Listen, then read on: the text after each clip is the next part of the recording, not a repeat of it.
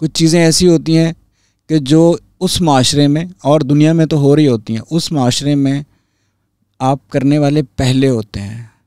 जब पहले होते हैं तो आपको वो रेजिस्टेंस मिलती है उस माशरे की जो मिलनी चाहिए। जैसे जब स्पीकर आया था, लाउड स्पीकर, तो मौलवियों ने कहा कि इसमें तो शैतान बोलता है, बिद्दत है।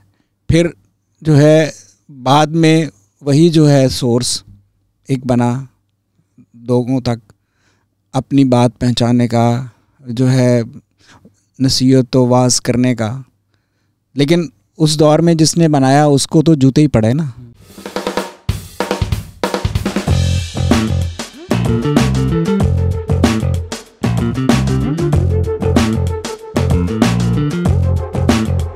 हेलो अस्सलाम वालेकुम। एक बहुत ख़ास एपिसोड है द पाकिस्तान एक्सपीरियंस की, क्योंकि पाकिस्तान टीवी में जो बहुत बड़े नाम होते हैं उनमें से एक बहुत ही बड़ा नाम डॉक्टर यूनुस भट्ट आज हमारे साथ हैं। जो हम में से एक जनरेशन पहले उन्होंने फैमिली फ्रंट देखा होगा, जो एक जनरेशन बाद हैं उन्होंने हम सब उम्मीद से देखा होगा, और जो आजकल के बच्चे हैं वो लाइव हमारा पॉडकास्ट देख लें, क्योंकि डॉक्टर यूनुस भट्ट हमारे साथ ही हैं। कैसे हैं सर आप? जी मैं बिल्कुल ठीक। सर, एक इतना बड़ा नाम, इतना कुछ करने के बाद आप भी कभी सोचते हैं कि यार ये सब मैंने ही किया है? अभी मैं गूगल कर रहा था कि 25-26 किताबें आपकी अब तक बिक रही हैं। मैंने सिर्फ ये देखना होता है कि मुझे क्या करना है। जो पीछे मुड़कर देखते हैं वो बूढ़ा होना शुरू हो जाते हैं। तो ज़िंदगी में बहुत सारे कुछ ऐसे काम हैं जो करने हैं, ड्रीम्स हैं, उनको फॉलो करना है। तो ड्रीम ना हो तो फिर आप आहिस्ता आहिस्ता या तो बड़े हो जाते हैं या ख़त्म हो जाते हैं। जो पीछे मुड़ के देखते हैं, या तो वो बड़े हो रहे हैं या तो वो जेल में। जेल में ज़रूरी होता है ना पीछे मुड़ के देखने के लिए। तो सर, ये जो जुमले होते हैं, मुझे लगता है कि पुराने ज़माने में ना जो राइटर्स होते हैं वो जुमले की एक बहुत अहमियत होती थी कि यार फ़िक्रा है ये। और फिर वो सालों साल रहता था, और जो सबसे मशहूर फ़िक्रे होते हैं वो तो उनके साथ एसोसिएट ही हो जाते हैं। आजकल की stand up comedy is a bit different. तो ये पुरानी राइटिंग में जुमले या फ़िक्रे, इनकी इम्पोर्टेंस क्या थी? अच्छा, ये जो है बहुत पुरानी राइटिंग में ऐसा नहीं था। जो बहुत पुरानी राइटिंग थी, जब हम स्कूल में थे, बच्चे थे, जब हम पढ़ते थे, तो तब शफीक रहमान साहब, कर्नल मोहम्मद ख़ान साहब और पितरस बुखारी साहब जो लिखते थे वो वाक़याती मज़ाह लिखते थे। तो जब मैंने लिखना शुरू किया तो मुझे होता था कि मुझे लंबी कहानी बयान करना, जो मैं बहुत कम गो हूँ, तो मैं चाहता था कि कम से कम लफ्ज़ों में बात मैं बयान करूँ। तो इसलिए मैंने मुख्तसर जो है लिखना शुरू किया, और उसमें कोशिश की कि हर फ़िक्रा जो है उसमें मैं जो कहना चाहता हूँ कह दूँ। जिस तरह शायरी है, तो शायरी में होता है कि आप दो मिसरों में एक बहुत बड़ी बात कहते हैं। तो इसी तरह मेरे नज़दीक मज़ाह जो है उसमें होता है कि एक अच्छा जो फ़िक्रा है उसका इम्पैक्ट शेर से भी कहीं बढ़कर होता है। तो इसके लिए कोशिश करते थे अपने मजाज की वजह से, क्योंकि लंबी कहानी सुना नहीं सकते थे।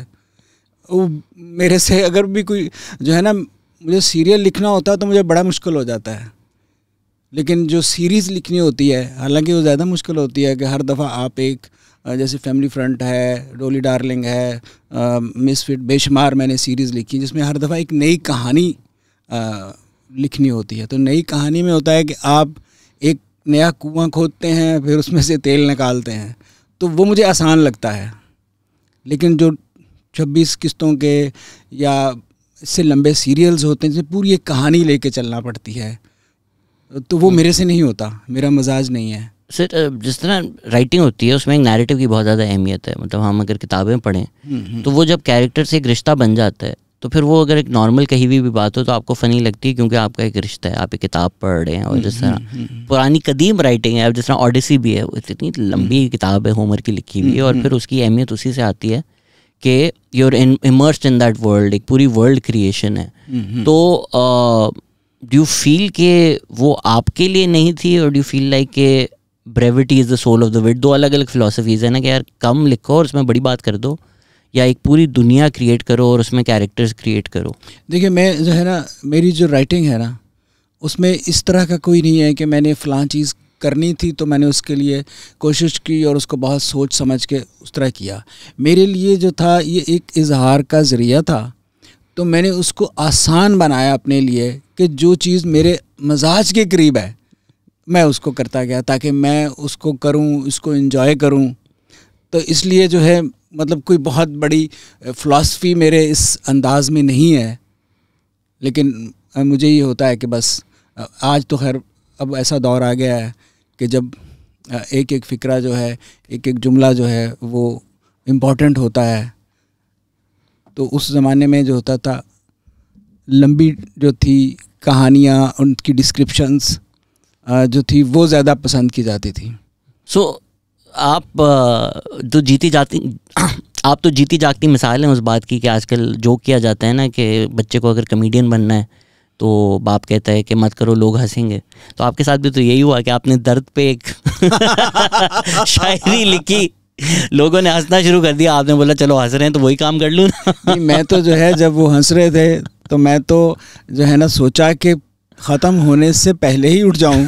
उठने लगा तो उन्होंने हाथ पकड़ लिया, फिर मैंने कहा कि चलो पूरा पढ़ के तो फिर निकल जाऊंगा। पूरा पढ़ के जो है मैं निकलने लगा तो उन्होंने फिर ज़बरदस्ती बैठा लिया। तो मैं जब वो हंस रहे थे तो मैं सोच रहा था कि यार जो है ना मैं बहुत ही कुछ बुरा पढ़ रहा हूँ, इतने इतने बड़े अदीब बैठे हुए हैं तो ये मजाक उड़ा रहे हैं। तो उन्होंने मुझे कहा कि आपके अंदर एक नेचुरल सलाहियत है मजाक लिखने की, तो आप मजाक क्यों नहीं लिखते। उस ज़माने में एक इंशाइया जो था उसका एक ट्रेंड आया था और इंशाइये मैंने लिखे और उसमें मेरी इतनी पॉपुलैरिटी हुई कि एफएससी की ग्रामर की जो किताब थी, जब मैं फर्स्ट ईयर में आया मेडिकल कॉलेज में तो एफएससी की ग्रामर की किताब में जो इंशाइया नगारों के नाम थे 3-4, उनमें मेरा नाम भी शामिल था। आपने खुद तो नहीं किसी से लिखवा दिया था? नहीं, आप जब स्टूडेंट थे तो आप ही की किताब में आपका नाम आ गया? मैं जब फर्स्ट ईयर में था मेडिकल कॉलेज में तो एफएससी की जो उर्दू की ग्रामर थी, वाह, उसमें इंशाइया जो एक था उसमें उन्होंने चंद लोगों के नाम लिखे हुए थे कि मशहूर इंशाइया नगार कौन कौन से हैं, तो उसमें मेरा नाम भी शामिल था। वाह। तो एक आइडिया, एक तो वैसे ही हमारे यहाँ जो आर्टिस्ट होता है उसको हम एक बुरी निगाह से देखते हैं या कमतर समझते हैं, फिर उसमें भी मज़ा को हम तो बिल्कुल ही कमतर समझते हैं। मैं तो पर्सनली, मेरा इस फील्ड से ताल्लुक़ है तो मैं तो बहुत इज़्ज़त करता हूँ। बहांड को भी हमने एक इंसल्ट बनाया हुआ है, मैं तो सबसे ज़्यादा इज़्ज़त ही उनकी करता हूँ। आपको क्यों लगता है कि एक मज़ा निगार को या जो कमेडियन होता है उसको हम बिल्कुल ही गैर गुज़रा समझते हैं हमारे माशरे में? मुझे इसमें काफ़ी मुश्किल हुई थी क्योंकि जब मैंने मज़ा लिखना शुरू किया तो पाक टी हाउस में हम रूटीन में जाते थे। अस्पताल में जो है अपनी ड्यूटी पे जाएं ना जाएं, पाक टी हाउस में ज़रूर जाते थे जहाँ सारे अदीब और बड़े लोग बैठे हुए थे। तो वहाँ एक बहुत मशहूर नकाद हैं सादत सईद साहब, तो उन्होंने कहा कि भाई मज़ा जो है ये कोई सिनफ़े सुखन ही नहीं है। मज़ा क्या होता है ना, इसमें कोई आप बड़ा आइडिया दे सकते हैं, ट्रेजिडी ही बड़ा अदब है और ट्रेजिडी से बड़ा अदब जन्म लेता है। तो मैंने कहा कि ठीक है, हम बड़ा अदब नहीं लिख रहे, लेकिन जो हमारा दिल चाह रहा है हम लिख रहे हैं। और उस ज़माने में मैंने एक फ़िक्रा कहा था, मैंने कहा कि मेरे नज़दीक ना बड़ा अफसाना होता है, ना बड़ा नावल होता है, ना बड़ी गज़ल होती है, ना बड़ा कोई नज़्म होती है। लिखने वाला बड़ा छोटा होता है। जब मुनीर नियाज़ी, गालिब और फैज़ शायरी करते हैं तो शायरी बड़ी हो जाती है। ऐसी जैसे आजकल है कि जब राहत फ़तेह अली ख़ां और नुसरत फ़तेह अली ख़ां गाते हैं तो जो है गायकी बड़ी हो जाती है। जब चाहत फ़तेह अली ख़ां गाता है तो गायकी छोटी हो जाती है। तो इसमें इसी तरह लिखने वाले जो हैं वो चीज़ को बड़ा या छोटा करते हैं। थोड़े आपको लगता है कि हमारे जो अदीब भी हैं वो भी थोड़े लकीर के फ़कीर हुए हैं? मतलब पाकिस्तान में अगर अदब में सबसे बड़ा नाम हो शायद फैज़ अहमद फैज़ साहब का नाम हो। उनका भी एक वाक़या है कि उनको जब कोर्ट बुलाया गया तो उन्होंने मंटो के अफसानों को ज़्यादा कदर नहीं दी। तो हम एक बॉक्स बना लेते हैं और हमें लगता है कि इस बॉक्स के अंदर जो चीज़ें आएंगी वो अदब के काबिल हैं और इस बॉक्स से जो बाहर चीज़ होगी वो अदब के काबिल नहीं है। असल में होता है कि ये मुश्किलात हमें भी हुई क्योंकि जो नकाद होता है हमारे यहाँ सोचा जाता है कि उसने तयन करना है कि ये अदब बड़ा है कि छोटा है। अब वो नकाद जो है, जो उसका दोस्त होगा उसी पे थीसिस वो लिखेगा, उसी को कहेगा कि वो बड़ा अदीब है। तो इसलिए उनकी राय मैटर नहीं करती। और हमने भी सोचा कि कोई ज़रूरी नहीं है कि एक नकाद जो है हमें छोटा अदीब कहता है या बड़ा अदीब कहता है। लेट द टाइम डिसाइड, वक्त डिसाइड करता है कि किसका अदब 1 हफ्ता ज़िंदा रहेगा, किसका अदब 100 साल ज़िंदा रहेगा, और किसका अदब किताब उसकी बंद होते ही बंद हो जाएगा। एक तो सर मसला ये है कि आपको देख के पता ही नहीं कर सकता कोई कि आपकी उम्र क्या है। तो ये सवाल पूछते हुए मुझे डर लग रहा है कि पता नहीं आपकी एक्चुअल उम्र है क्या। बट फैज साहब थे जब आप पार्टी हाउस में थे? नहीं, आपसे पहले के? हाँ, मेरे जो दौर में जिन लोगों को मैंने पार्टी हाउस में देखा उनमें जो थे इंतज़ार हुसैन साहब थे, अंजुम रोमानी साहब थे, ज़हीर काश्मीरी साहब थे, तहसीन फ़राकी साहब माशाल्लाह अभी भी हयात हैं, असरार जैदी साहब होते थे, और जो है हबीब जालब साहब होते थे। हबीब जालब साहब तो अस्पताल में मेरे अंडर ट्रीटमेंट भी रहे, और मतलब ये वाला दौर था हमारा। वही ट्रीटमेंट जो आजकल हमारे गिर्द जो लोग हैं उनको ज़रूरत पड़ेगी। नहीं, उस वक्त जो है ना मुझे वो समझ तो आप गए होंगे। नहीं, शुरू में ये हुआ कि मुझे जब मैंने MBBS किया तो मुझे हाउस जॉब करने के लिए मैंने फातिमा जना मेडिकल कॉलेज जो है वहाँ सर्जरी में हाउस जॉब किया। तो प्रोफेसर खालिदा उस्मानी जो थी वो बहुत मेरी से ना वो प्यार करती थी, और मेरी प्रोफेसर थी सर्जरी की, तो उन्होंने मुझे वहाँ जॉब दे दी। तो हबीब जालब साहब जो है वो वहाँ वार्ड में दाखिल हुए, तो उन्होंने मेरे ही ज़िम्मे लगा दिया कि क्योंकि उनके साथ एक बहुत ही वो भी बहुत इज़्ज़त और एहतराम से पेश आती थी। तो मेरा टेम्परामेंट उनको पता था कि जो है ना मैं दवाई अच्छी दूँ ना दूँ, बात अच्छी देता हूँ। Laughter is the best medicine. हाँ, तो सर जालिब साहब जो हैं कभी कभी उनको पेजोरेटिवली कहा जाता है कि अवामी शायर हैं, बट मुझे लगता है कि कम ही लोग हैं जो जालिब साहब का रुतबा पाकिस्तान में उनका होना चाहिए। थोड़ी आयरॉनिक भी है कि जिन हाकिम के ख़िलाफ़ उन्होंने लिखा था आज वही मतलब शहबाज शरीफ अगर जालिब पढ़ रहा है तो ये आयरनी हमारा काम ख़त्म हो जाता है ना, सैटायर लिखना। ये तो हमारे सामने ही सैटायर हो रहा है। बट आपको क्यों लगता है कि तारीख़ में भी या जिस तरह बच्चों को पढ़ाया जाता है जालिब शायद उतना बड़ा नाम नहीं है? असल में हमारे यहाँ जो होता है फ़ैसले जो होते हैं कुछ और लोग करते हैं। आप हिस्ट्री में भी देख लें, हिस्ट्री में आपको जितने जितने बड़े बादशाह और जितने ज़बरदस्त अच्छे शहनशाह नज़र आएंगे, हो सकता है वो अपने दौर में इतने अच्छे ना हो सकता है औरंगज़ेब आलमगीर जो है उसका कद जो है वो दारुशिकोह से छोटा हो अपने दौर में, लेकिन तारीख़ में जो होता है लिखने वाले जो होते हैं वो फ़ैसला करते हैं। अगर लिखने वाले मेरे दोस्त हैं तो वो मुझे अजीम शायर बना देंगे। अब हबीब जालब जैसा आदमी जो है वो दरवेश आदमी है जिसने सच कहना है, ना उसने पैसे लेने हैं, ना उसने कोई रुतबा लेना है, तो इसलिए वो एक फ़कीर आदमी है। तो उसका वो रुतबा जो है उसको कौन दिलाएगा? बल्कि उनके बाद तो एक ऐसा दौर आया कि हमारे अदीब शायर जो है वो भी चालाक हो गए। उनको भी पता चल गया कि जो है ना ब्यूरोक्रेसी जो है उससे तल्लुकात रखने हैं, पॉलिटिशियन से तल्लुकात रखने हैं, तभी हम बड़े शायर बन सकेंगे।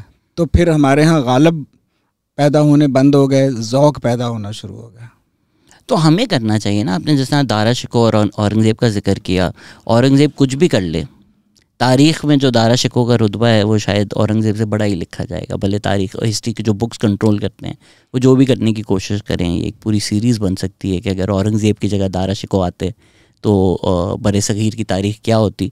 तो हबीब जालिब के बाद के भी जो लोग हैं, जबकि उनके साथ के लोग हैं, हामिद मीर मैंने सुना उनके बड़े अच्छे दोस्त थे। उनके वालिद जो थे वारिस मीर साहब, वो बहुत कमाल। तो उन्होंने भी जालिब साहब को उस तरह नहीं बनाया जिस तरह बनाना चाहिए था। हमारे यहाँ जो है बहुत कम है हमारे मुल्क में कि हमने अपने उन लोगों की इतनी इज़्ज़त की हो जिनसे हमें कोई फ़ायदा नहीं। आज ही एक कोई अदीब शायर जो है वो किसी बड़ी पोस्ट पे लग जाएगा तो ये सारे अदीब शायर जो है वो उसकी कसीदा सुनाई उसका जो है ना तारीफ़ों के पुल बांधना शुरू कर देंगे। तो हमारे यहाँ बड़े अदीब और बड़े जो शायर हैं या बड़े आदमी जो हैं उनको एक ग्रुप जो है वो बनाता है, और कुछ लोग जो है वो ऐसे होते हैं कि जिनके काम बड़े होते हैं और वो भी पस मंज़र में चले जाते हैं। ये मैं मानता हूँ कि मेरे से बहुत ज़्यादा अच्छे लिखने वाले भी मौजूद हैं, लेकिन कुदरत जो है और किस्मत जो होती है उसकी वजह से अपॉर्चुनिटीज़ मुझे ज़्यादा मिल गई और मैं फ्रंट पे आ गया।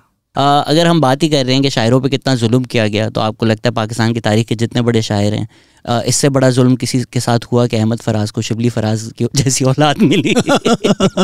इससे बड़ा जुल्म? वो तो मैं कहता होता हूँ कि शिबली फराज साहब जो हैं उन्होंने जो उसकी डार्विन की थ्योरी थी ना, एवोल्यूशन की थ्योरी, उसको उन्होंने गलत साबित कर दिया कि थ्योरी के मुताबिक ये था कि हर आने वाली नस्ल पहले से बेहतर होती है। इसमें आपको लगता है कि माशरे की भी थोड़ी अक्कासी हो रही है कि शायद कुछ चीज़ें बेहतर हो रही थी कि अहमद फराज जैसे लोग थे, और शायद हमारे माशरे की इस वक्त ये हालत है कि शिबली फराज जैसे लोग सिर्फ हैं नहीं बल्कि हुकूमत में भी हैं और अहम पोस्ट पर भी हैं? Is that say more about our society than the Faraz family? देखिए, टोटल हम अपनी सोसाइटी को देखें तो हमारी सोसाइटी में होता है कि एक जो उस्ताद है वो तो मोटर बाइक पे आ रहा है और उसका जो स्टूडेंट है वो मर्सिडीज़ पे आ रहा है। हमारी सोसाइटी ने इस वक्त मेयार बदल दिए हुए हैं। हमारे यहाँ अब मेयार जो है वो सोशल स्टेटस रह गया है, माली हालत रह गई है। तो इसलिए हमारी जो अज़मत होती थी किसी के काम के हवाले से, अब वो नहीं है। अब जिसके काम में उसका बिज़नेस ज़्यादा है, वो ज़्यादा दिहाड़ी लगा रहा है, वो ज़्यादा रिच है, उसको उतना ही बड़ा माना जाता है। तो ये मीडिया का यही प्रॉब्लम है ना मेन, के दिहाड़ियाँ लग रही हैं। मतलब इवन हम अपनी राय जो भी दें, जो रोज़ रात कॉमेडी शो हो रहे होते हैं, पर अगर हम भी उनकी जगह बैठे होते हैं तो हम यही कर रहे होते हैं। अगर आपने रोज़ रात 3-4 घंटे रिकॉर्ड करना है तो मतलब इतना कहाँ से क्रिएटिविटी आ सकती है किसी में भी? ये जो सवाल है इसकी वजह भी जो है चैनल्स वाले हैं। चैनल्स वालों को ये होता है कि उनको अपने 4 दिन या 3 दिन के स्लॉट भरने होते हैं। अब वो चाहते हैं कि कम से कम पैसों में, और राइटर जो है उसको तो वो पैसे देते हुए उनको यूँ लग रहा होता है कि ये तो एक अज़ाफ़ी है कि इसको तो ना ही दें तो बेहतर है। तो नतीजा ये होता है कि इतनी क्वांटिटी प्रोड्यूस करनी होती है, तो इस क्वांटिटी में क्वालिटी कहाँ से आएगी? तो इसलिए जो है इस सवाल की वजह से अगर वो थोड़े से पैसे खर्च करें, हमारे साथ वाले हमसाया मुल्क जो है वहाँ एक मेयारी शो हो रहे हैं, लेकिन चाहते यही हैं सब कि यहाँ कपिल शर्मा हो जाए। लेकिन उनसे पूछा जाए कि भाई उनकी टीम देख लो, उनकी प्रोडक्शन लेवल देख लो, किस तरह वो बनाते हैं। यहाँ आप चाह रहे होते हैं, वो अगर 100 रुपये में बना रहे हैं तो ये चाह रहे होते हैं कि आप 1 रुपये में बना के उनको वो शो दें।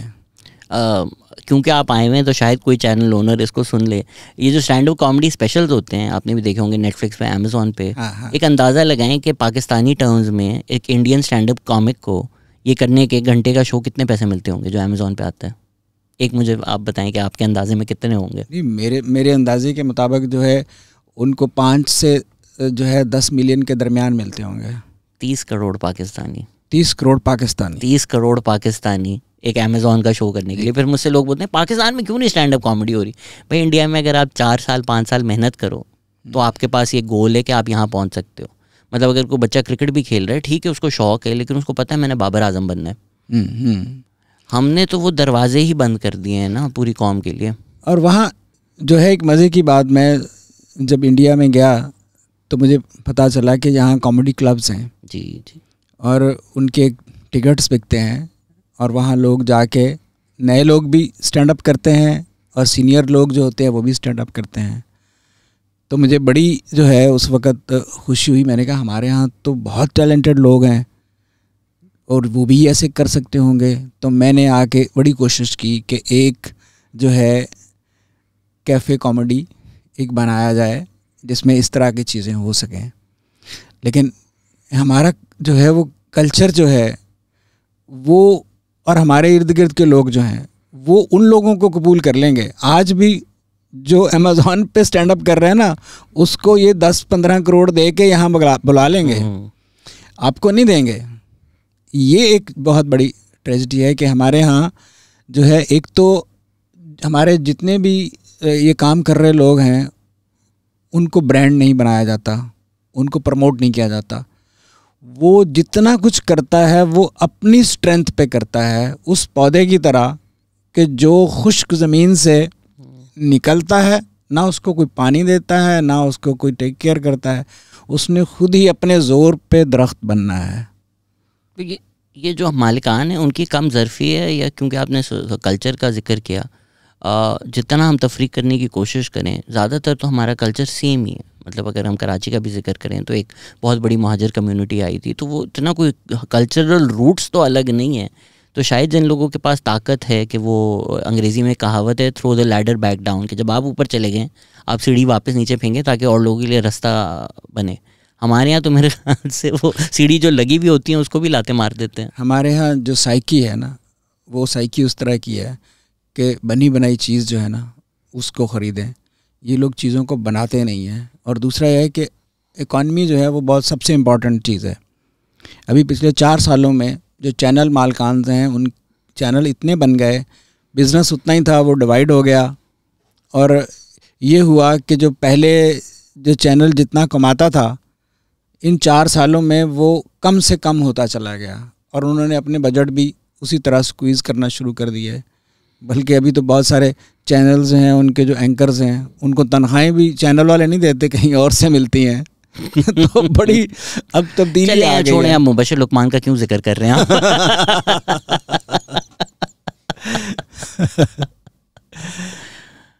तो वो बट कॉमेडी शोज़ पे तो वो मेरे ख्याल से उनका वो फोकस ही नहीं है ना। अगर वो न्यूज़ जो जितनी पॉपुलर है तो वो चल रही है, वो चल रही है, और फिर रात का उनका एक शो आता है जिसका सेट लगा दो, लोग बिठा दो, वो उसी रात रिकॉर्ड होता रहेगा। इम्प्रोव में ना स्क्रिप्ट राइटर्स की ज़रूरत है, ना प्रोडक्शन की ज़रूरत है, ना सेट बदलने की ज़रूरत है। तो उनको अगर वो जो बिज़नेस मेंटालिटी है उनका काम तो फिर उस तरह चल रहा है। हमारे यहाँ जो है ये समझा जाता है कि ये पब्लिक डिमांड है, जबकि होता ही है कि जो आप चीज़ उनको दिखाते हैं वही उनकी डिमांड होती है। आप अच्छी चीज़ बना सकते हैं, लेकिन उस पे चैनल पे वो लोग भी इस वक्त उनके कंटेंट हेड हैं जिनकी समझ सिर्फ इतनी सी है कि वो आपको कहेंगे ये फ़लाँ तरह का शो बना दो, फ़लाँ तरह का शो बना। आप कोई नई चीज़ ऐसी लेके जाएंगे जो उन्होंने बनी हुई नहीं देखी, तो उसको विजुलाइज़ नहीं कर पाएंगे। वो जब वो विजुलाइज़ नहीं कर पाएंगे तो वो उस प्रोजेक्ट पे वो एग्री नहीं करेंगे। तो नतीजा ये है कि आपको अपने लेवल से नीचे उतर के उनके लेवल पे काम करना पड़ेगा। तो इसी वजह से आप इस वक्त जितने भी चैनल्स पे कॉमेडी प्रोग्राम्स चल रहे हैं वो एक ही तरह के प्रोग्राम्स हैं। उसमें कोई डिफरेंट प्रोग्राम करने की कोशिश जो करेगा, या तो उनको उसका बजट सूट नहीं करेगा या उनको समझ नहीं आएगी, तो वो कहेंगे नहीं जो है ना वो हमें फ़लाँ तरह का शो कर दें।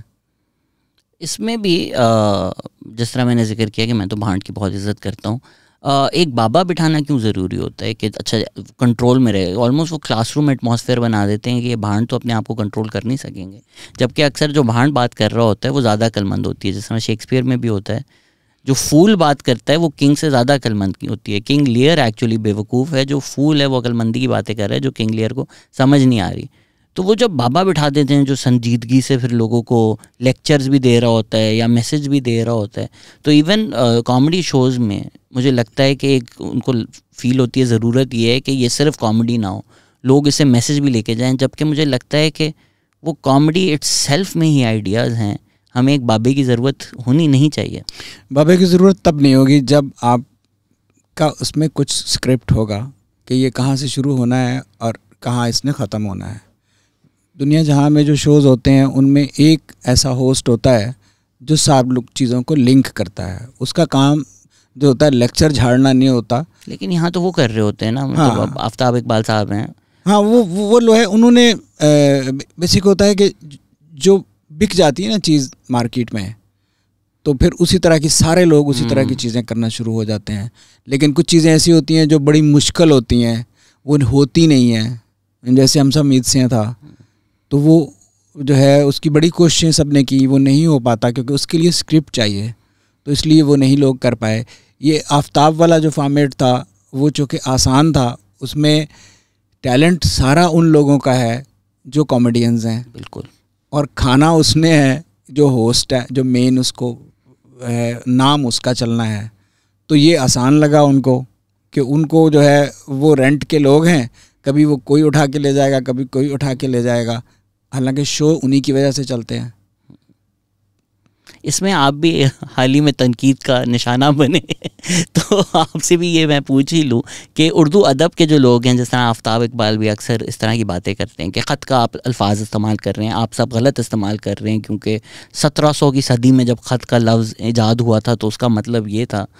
ये लोग शायद नहीं रियलाइज़ करते that language is a living breathing thing. अगर हम सब ख़त का लफ्ज़ लेटर के लिए इस्तेमाल कर रहे हैं तो वो लुग़त में भी आ चुका है, वो अपडेट हो जाती है। मतलब ऑक्सफोर्ड डिक्शनरी है, वो हर साल नए जो लफ्ज़ होते हैं उसको इनकॉर्पोरेट करती है। बट क्या आपको लगता है कि हमारे जो अदब के रखवाले हैं उनको लगता है कि ये बस जेवर उनके लिए था, ये कोई और हमसे छीन के ना ले जाए, तो और लोग और काम भी कर रहे हों तो वो उनको पीछे लेकर आते हैं कि नहीं, ओरिजिनली तो इन लफ्ज़ों का ये मतलब था, ये उर्दू इस तरह इस्तेमाल की जाती थी, तो वो भी डिफरेंट काम होने नहीं दे रहे।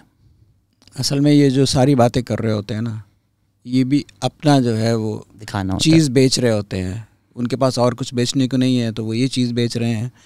बुनियादी तौर पे मैं भी बहुत अरसा इसी तनकीद का जो है ना शिकार रहा, क्योंकि मैं एक पंजाबी हूँ और मैं उर्दू इतनी अच्छी नहीं बोलता, मेरे यहाँ एक पंजाबी लहजा आ जाता है। तो बुनियादी तौर पे देखा जाए उर्दू है क्या? उर्दू का मतलब है लश्करी ज़बान, मतलब एक कम्युनिकेशन की ज़बान।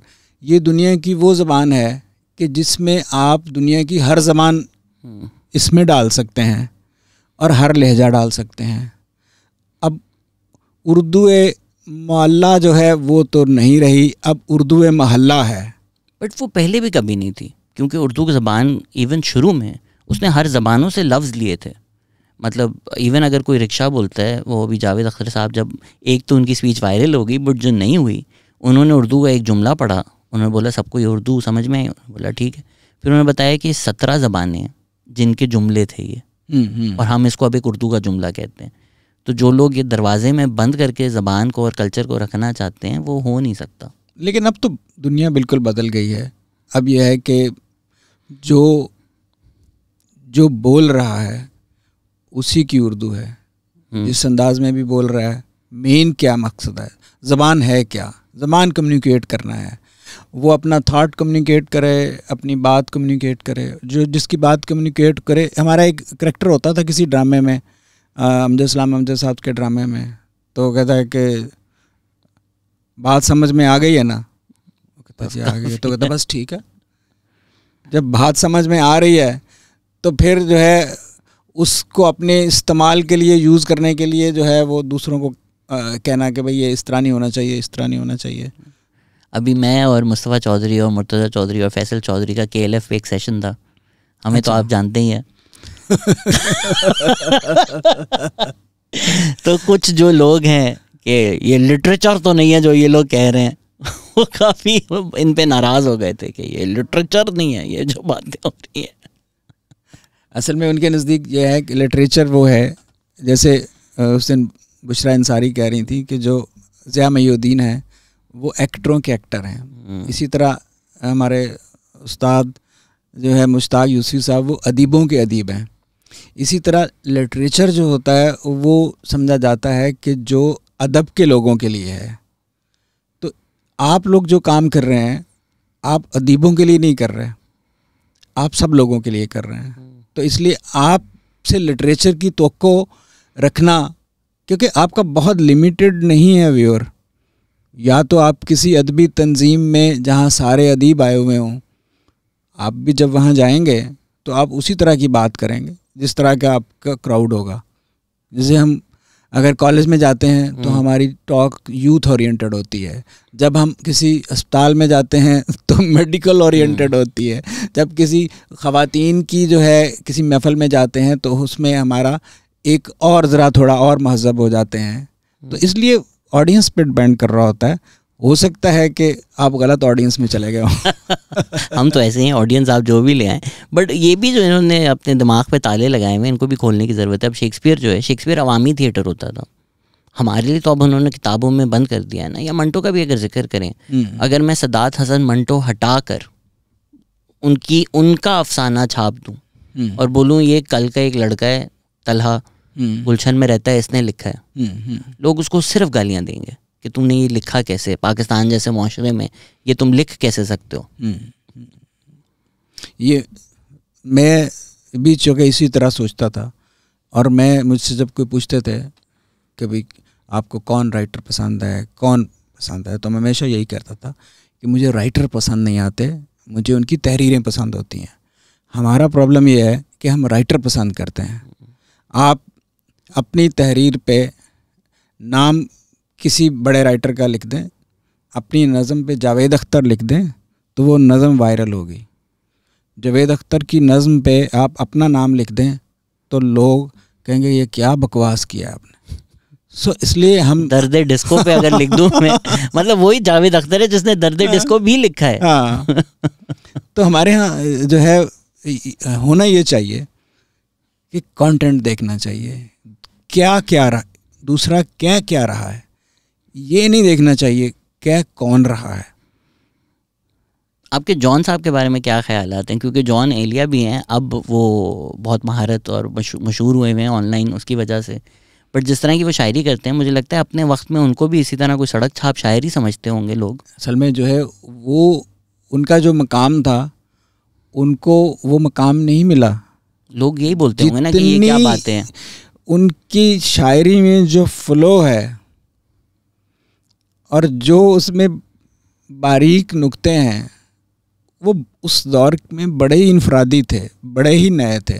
हम लोग जो होता है ना, हमें कन्वेंशनल जो चीज़ें होती हैं ना उन्हीं को हम बड़ा समझते हैं, क्योंकि हम कबूल नहीं करते तब्दीली को, और तब्दीली को तब कबूल करते हैं अब उन्हीं की नकल में जो बाद में शायर आए हैं वो उनसे बड़े हो जाएंगे।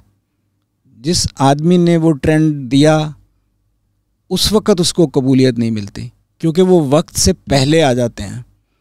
कुछ चीज़ें ऐसी होती हैं कि जो उस माशरे में और दुनिया में तो हो रही होती हैं, उस माशरे में आप करने वाले पहले होते हैं। जब पहले होते हैं तो आपको वो रेजिस्टेंस मिलती है उस माशरे की जो मिलनी चाहिए। जैसे जब स्पीकर आया था, लाउड स्पीकर, तो मौलवियों ने कहा कि इसमें तो शैतान बोलता है, बिद्दत है। फिर जो है बाद में वही जो है सोर्स एक बना लोगों तक अपनी बात पहुंचाने का, जो है नसीहत व वाज़ करने का। लेकिन उस दौर में जिसने बनाया उसको तो जूते ही पड़े ना। तो इसलिए जब भी आप कोई ऐसी चीज़ करते हैं जो उस माशरे में नई होती है तो आपको रेजिस्टेंस तो मिलती है। तो इसलिए यकीन कर लें कि अगर आपकी चीज़ जो है लोगों को पसंद नहीं आ रही तो आप नई चीज़ कर रहे हैं। अगर आप गालियाँ नहीं खा रहे तो आप कोई काम का काम नहीं कर रहे इस मुल्क में। कि गाली देना तो आजकल फैशन है, और पहले हम सोचा करते थे कि वो आदमी जिसका शहर में कोई मुखालफ नहीं है या उसका कोई उसको बुरा नहीं समझता तो यकीन कर लें कि वो कोई सच्चा आदमी नहीं है। लेकिन अब है कि जिसको गाली नहीं पड़ती लगता है कि ये कोई बाइज़्ज़त आदमी नहीं है। बताएं, अगर फातिमा जना को हम गद्दार कह सकते हैं इस मुल्क में। ये जब मैं भी बड़ा हो रहा था तो ये बात आती थी कि टीवी जो है ना ये हराम है और तस्वीर नहीं बन सकती। तो मौलवी अक्सर लोगों की टीवी भी तोड़ देते थे। लोग बड़े बड़े हमारे सेलिब्रिटीज़ भी हैं who made a great show of throwing out their TVs. अब हर मौलवी साहब का यूट्यूब चैनल है। तो वक्त बदलता है और जो लोग उस तब्दीली के लिए नई चीज़ लेके आते हैं उनको हमेशा मुश्किलें होती हैं।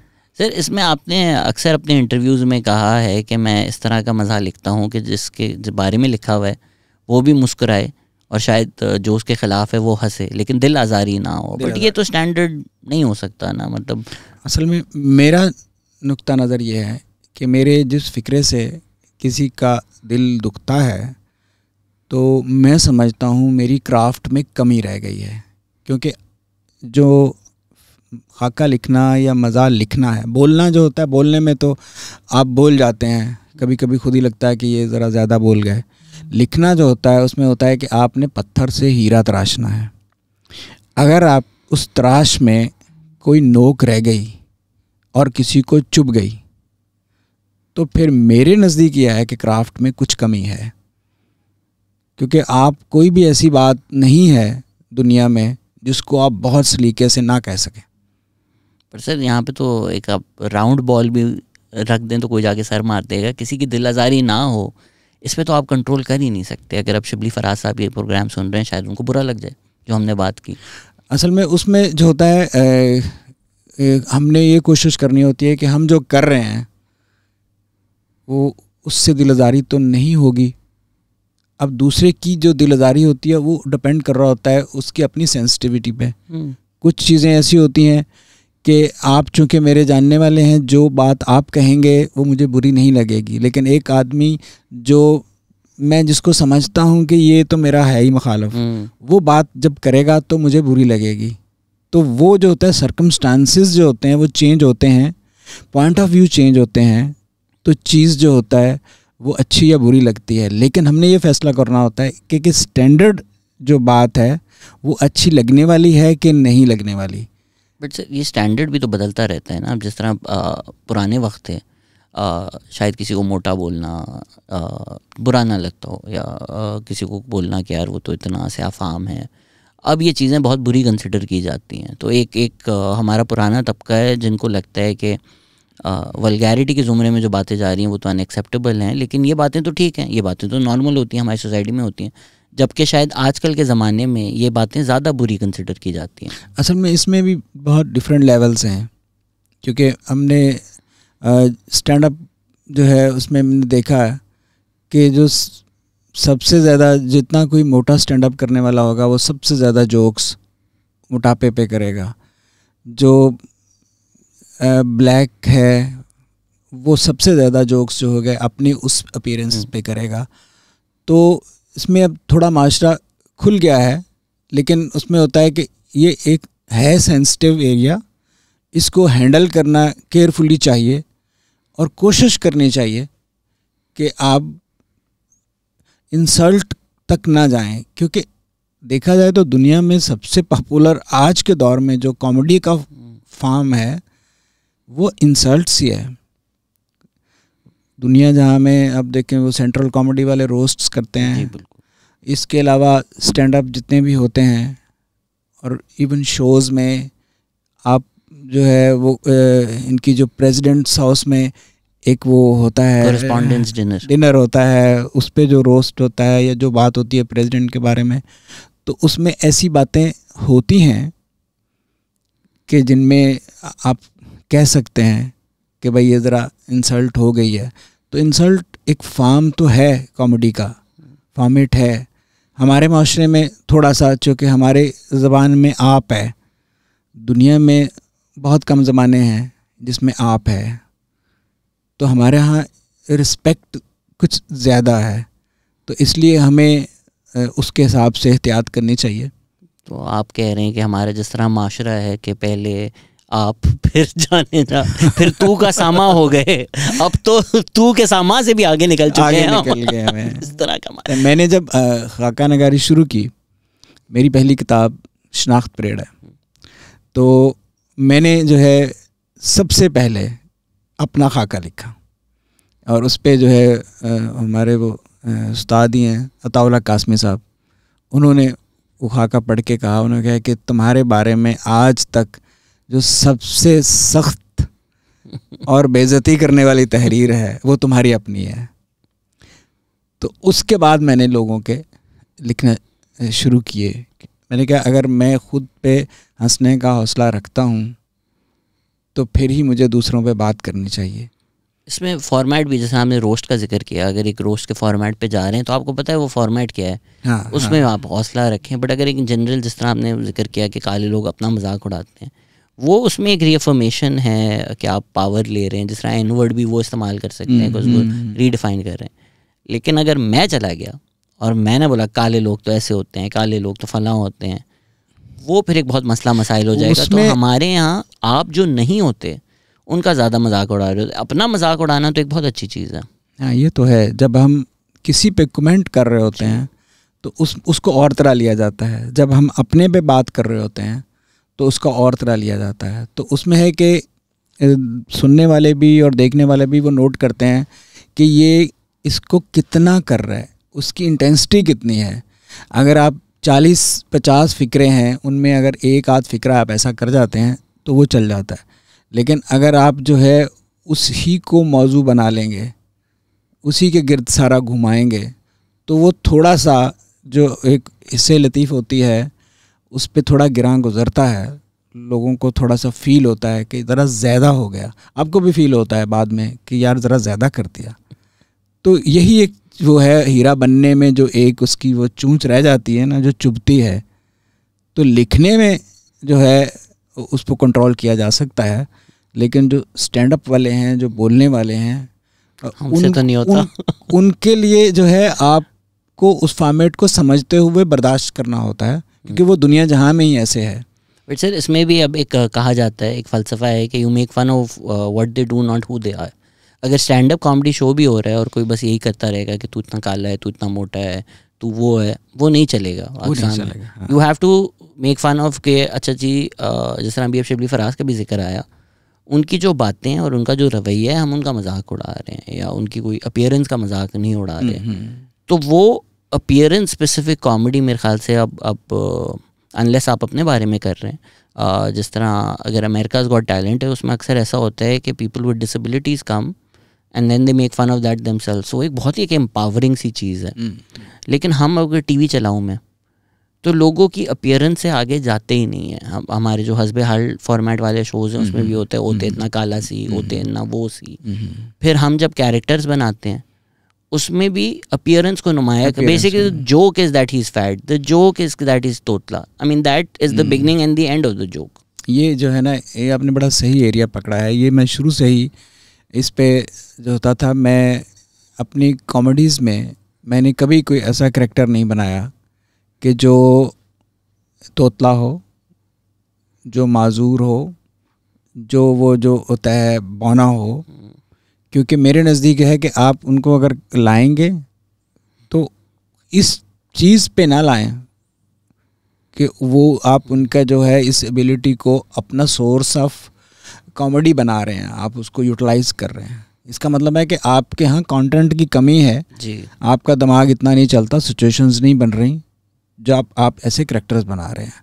हुआ ये कि हमारा जो थिएटर था वो एक स्पेसिफिक ऑडियंस के लिए होता था, और उसमें जो है सारी कॉमेडी जो थी वो इंसल्ट बेस होती थी। इंसल्ट में जो होता है लोगों को जो है वो ज़्यादा मज़ा आता है, क्योंकि हमारी जो साइकी है को आदमी जो है वो फिसल के जब गिर जाता है तो हमें उस पर भी हंसी आती है।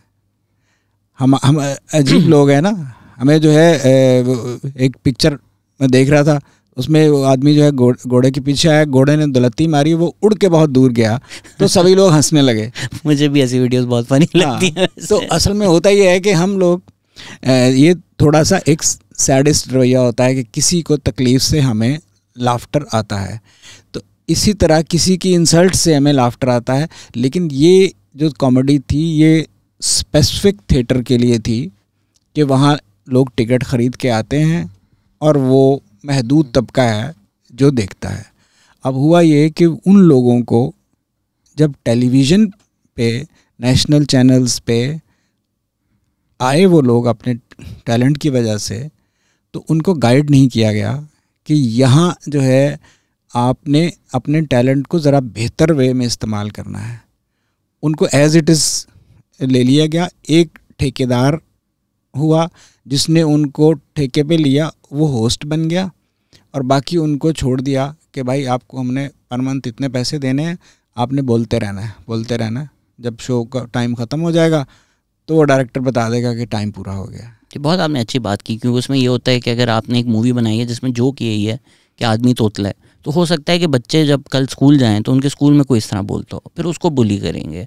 तो आपने तो मूवी बना दी, लेकिन वो फिर जो बच्चा है उसके स्कूल में उसके साथ क्या होगा, that's the problem if you are making. जी, अभी हम बड़े मज़े की बात करते आ रहे थे, मैं और अली सलमान जब आपके पास आ रहे थे, तो वो वही कह रहा था कि जो 3 इडियट फिल्म है, हम ऐसे जो होता है मजबूरन हमें इंडिया की मिसाल देनी पड़ती है कि उन्होंने वो फिल्म बनाई, हम लोग बनाते तो सिर्फ हंसाने के लिए ही बना देते, उन्होंने पूरा एक थीसिस लेके बनाया। दुनिया जहाँ में जहाँ भी किसी तोतले की, किसी लंगड़े की, किसी भी ऐसे आदमी की जिसमें कोई माजूरी है, कोई फिल्म बनती है तो उसमें उसके इश्यूज़ पे डिस्कशन की जाती है, उसके प्रॉब्लम्स बताए जाते हैं कि उसको माशरे में कैसे हैंडल किया जाता है और कैसे नहीं करना चाहिए। हम ऐसा उसको पेश करते हैं कि जो उससे मिलते जुलते लोग हैं वो उनको उल्टा मजाक बनाया जाए। तो ये एक बहुत ही थर्ड क्लास कॉमेडी है जो माशरे पे बहुत नेगेटिव इफेक्ट करती है। आपने फॉरेस्ट गंप देखी है? फॉरेस्ट गंप देखिए। अब वो मूवी अगर पाकिस्तान में बनती तो आप सोच सकते हैं कि क्या होता। Like you don't walk out of that movie thinking हाय बेचारा विक्टिम, हाय बेचारा फॉरेस्ट को कोई मसला है। I mean and Tom Hanks portrayal is so good कि वो ऐसा नहीं लगता कि वो कैरी कैचर कर रहा है, वो लगता है एक इंसान है, वो ऐसा नहीं लगता कि ये इस चीज़ का मजाक उड़ा रहा है। मैंने जो है साइकेट्री में बहुत काम किया और मैंने सब इन लोगों से बहुत वक्त गुजरा मेरा, बल्कि हुआ भी है कि मैं सर्जरी में किया जहाँ मैंने बताया ना बीब जालब सबके पास। जी। तो वो जो है खालिदा उस्मानी साहबा जो होती थी वो ढूंढती होती थी कि भाई इसने मुझे असिस्ट कराना है ऑपरेशन में, तो मैं कोई ना कोई बहाना करके खिसक जाता था, क्योंकि मुझे मैं उस तरह का डॉक्टर था कि अगर वो बच्चा दर्द के साथ आया है तो ये लोग होते थे बग़ैर स्टिच लगाए ही, मतलब बग़ैर एनेस्थीसिया लोकल दिए स्टिच करना शुरू कर देते थे, तो वो और रोता था। तो मेरा होता था कि नहीं पहले इसको एनेस्थीसिया दो, काम करो, और ब्लड वगैरह ये चीज़ें जो थी मुझे बड़ा लग रहा था। मैं बिलीव करता था कि best surgery is no surgery. तो जो है प्रोफेसर खालिदा उस्मानी ने कुछ जो है 6 महीने जब पूरे हुए तो उन्होंने मुझे एक सर्टिफिकेट दिया और उस पर लिखा हुआ था कि he worked according to his own satisfaction not my satisfaction. तो फिर जो है उन्होंने मुझे रेफ़र कर दिया साइकेट्री वार्ड में। तो मैंने कहा आप मुझे ट्रीटमेंट के लिए रेफ़र कर रही हैं? तो उन्होंने कहा नहीं, तुम्हारा टेम्परामेंट इतना अच्छा है कि तुम्हें वहाँ जाना चाहिए, और वो लोग जो हैं उनको अच्छे टेम्परामेंट वाले डॉक्टर्स जो होते हैं चाहिए। वहाँ जाके मुझे जो है असल में पता लगा कि इंसान जो है वो कितनी एक बेबस और मखलूक है कि कुछ केमिकल्स की गेम है, न्यूरोट्रांसमीटर्स की गेम है, ऊपर होते हैं नीचे होते हैं, रवैये बदलते हैं। वहाँ जो था हम मरीज़ चेक करते थे और मतलब मुझे भी कई दफ़ा थप्पड़ पड़े, लेकिन जब थप्पड़ पड़ता था तो हमें एक भी एक्सप्रेशन नहीं आता था, हम उसको कॉम करते थे ये जानते हुए कि इसको कुछ प्रॉब्लम है जो इसने इस तरह का रिस्पॉन्ड किया। आप तो कॉमेडी के गांधी हैं। तो उसके साथ साथ जो हुआ कि मेरे अपने रवैयों में तब्दीली आना शुरू हो गई। मेरे सामने जब भी कोई गुस्सा करता था तो मेरे जहन में आता था कि इसके केमिकल्स कैसे काम हुए हैं, या तो घर में कोई टेंशन है, या रास्ते में ट्रैफिक का प्रॉब्लम हो गया, ये हो गया वो हो गया। तो मेरी जो है ना इंसानों से जो है मोहब्बत बढ़ने लगी कि यार अल्लाह ने हमें बड़ा शुक्र करना चाहिए कि हमें नॉर्मल रखा हुआ है। ऐसी ऐसी जहनी मसाइल और जहनी बीमारियां थीं कि जिनकी वजह से उनकी ज़िंदगियां जो हैं मुश्किल से मुश्किल तर हुई थी, और उनकी फैमिलीज़ की भी। तो मुझे ये लगा कि 4 साल मैंने जो वहाँ काम किया, मरीज़ तो मेरे से कोई ठीक नहीं हुआ, मैं ठीक हो गया। इसमें भी आप जिनको नॉर्मल जिक्र कर रहे हैं, मतलब एक बहुत ही मुझे तो फेक आइडिया लगता है नॉर्मल। अब अगर एक आदमी है वो ऑफिस जाता है, उनके लिए जो काम कर रहे हैं उनको गालियाँ देता है, फिर शाम में इफ्तारी लेने जाता है तो वहाँ गालियाँ देता है, फिर रोड पे आते पर गालियाँ देता है, फिर घर आता है बीवी बच्चों को गालियाँ देता है, फिर वो किसी को देखता है जिसको शायद कोई जहनी बीमारी है, बोलता है शुक्र यार मैं ऐसा नहीं हूँ, मैं तो कितना नॉर्मल हूँ। बट तुम्हारे कोई बहुत ही डीप रूटेड मसले मसाइल हैं जिसकी वजह से आप दिन भर ट्रिगर हो रहे हो और फ़ौरन ही 0 to 100 चले जाते हो, जिनसे आप नहीं डील कर रहे।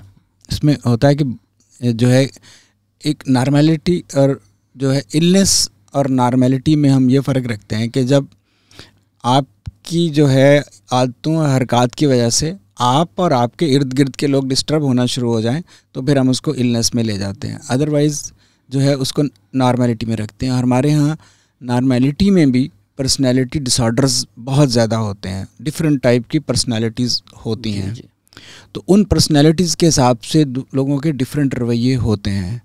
और चूँकि हमारे यहाँ इतनी ये साइकेट्री नहीं है, इतना नॉलेज नहीं है, तो उन सब लोगों को कोई ना कोई समझ होनी चाहिए या ट्रीटमेंट होनी चाहिए, क्योंकि उन्हीं के रवैयों की वजह से, उनके मूडी रवैयों की वजह से दूसरों की ज़िंदगियाँ जो है वो बहुत अजाब बनी होती हैं।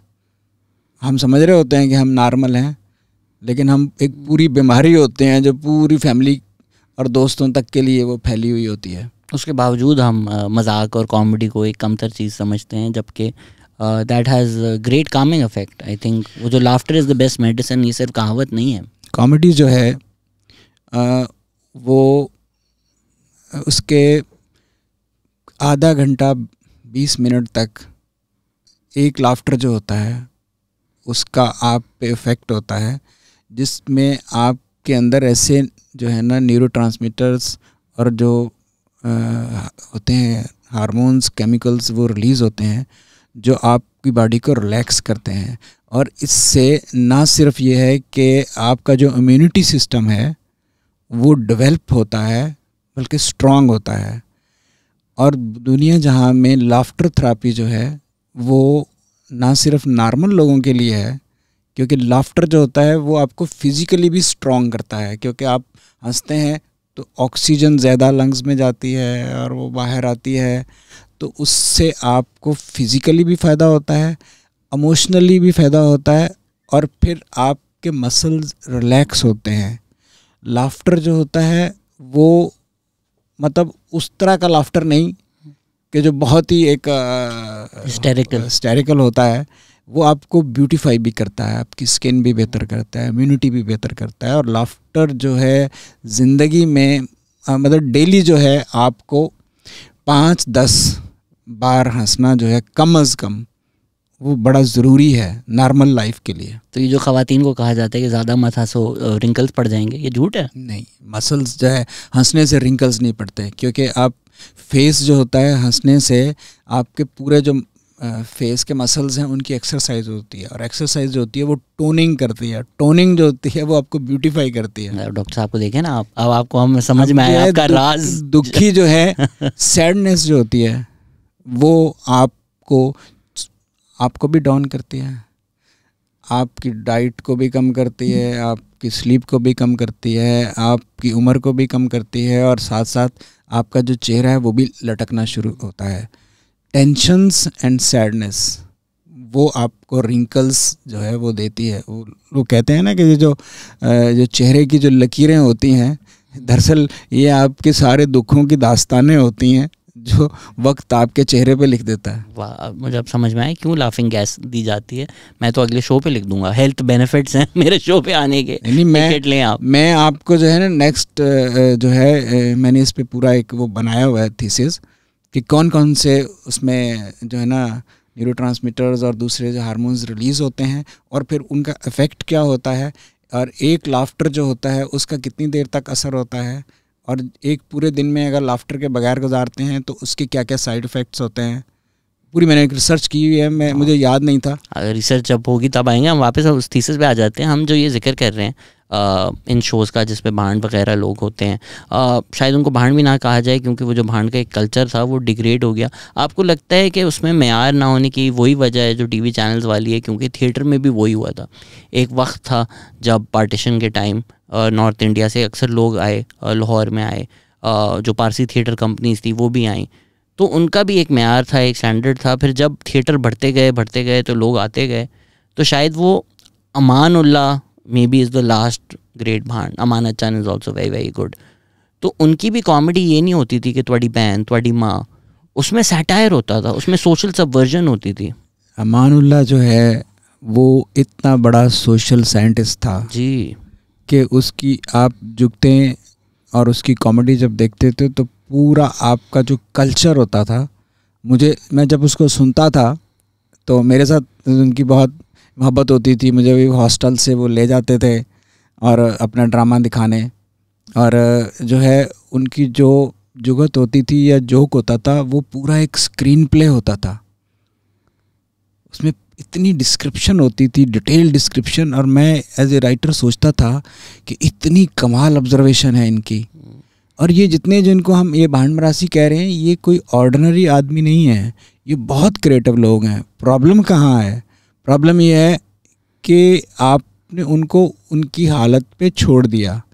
इन लोगों को आप चैलेंज देंगे तो इनका पोटेंशियल देखिए, आप उनको एक गाइडलाइन दें फिर इनका पोटेंशियल देखें।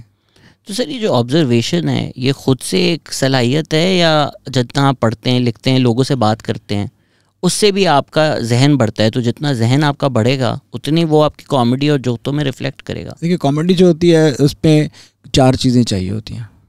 एक पहली चीज़ होती है इंटेलिजेंस, जहानत आपकी, वो आपको आपके पेरेंट्स से ही मिल जाती है जितनी होती है। उसके बाद होता है आपका नॉलेज, कि आपको कितना नॉलेज है। थर्ड जो होता है वो आपकी ऑब्जर्वेशन होती है कि आप मजाजन जो है कितनी डीप देखते हैं माशरे को। और फोर्थ चीज़ होती है आपके सर्कमस्टांसेस और माहौल। जैसे मतलब फैसलाबाद में बहुत कॉमेडियंस होते हैं क्योंकि वहाँ एक माहौल है। आप एक बात करते हैं, वहाँ आगे रिस्पांस आता है, तो आपको रूटीन में चाय वाले के पास भी जाएंगे तो आपको एक रिस्पांस जो है वो देगा वो। तो ये जो 4 फैक्टर्स जब मिलते हैं तो उसमें जिनके पास कुछ अल्लाह की तरफ से सलाहियतें होती हैं वो जहानत में आ जाती हैं और मुशाहिदे में आ जाती हैं। फिर आपका गुड लक होता है कि आप कुछ देख लेते हैं काम, नॉलेज आपके पास आ जाता है और फिर आपको एक ऐसा माहौल मिल जाता है। देखिए, अगर आपके पास अमानुल्लाह है, आप उसके साथ बैठते हैं, उस ज़माने में से सोहेल अहमद हैं, उनके पास बैठते हैं, आप जो है उमर शरीफ जो है जैसे लीजेंड के पास बैठते हैं, तो वो आपको हर वक्त कोई ना कोई जो है ना वो एज पे रखेंगे क्योंकि वो आपको फ़िक्रा देंगे, आपको जवाब देना है। तो आपकी ट्यूनिंग हो जाती है, ट्रेनिंग हो जाती है। तो ये फैक्टर्स जो होते हैं ये फिर आपको ग्रो करने में मदद करते हैं।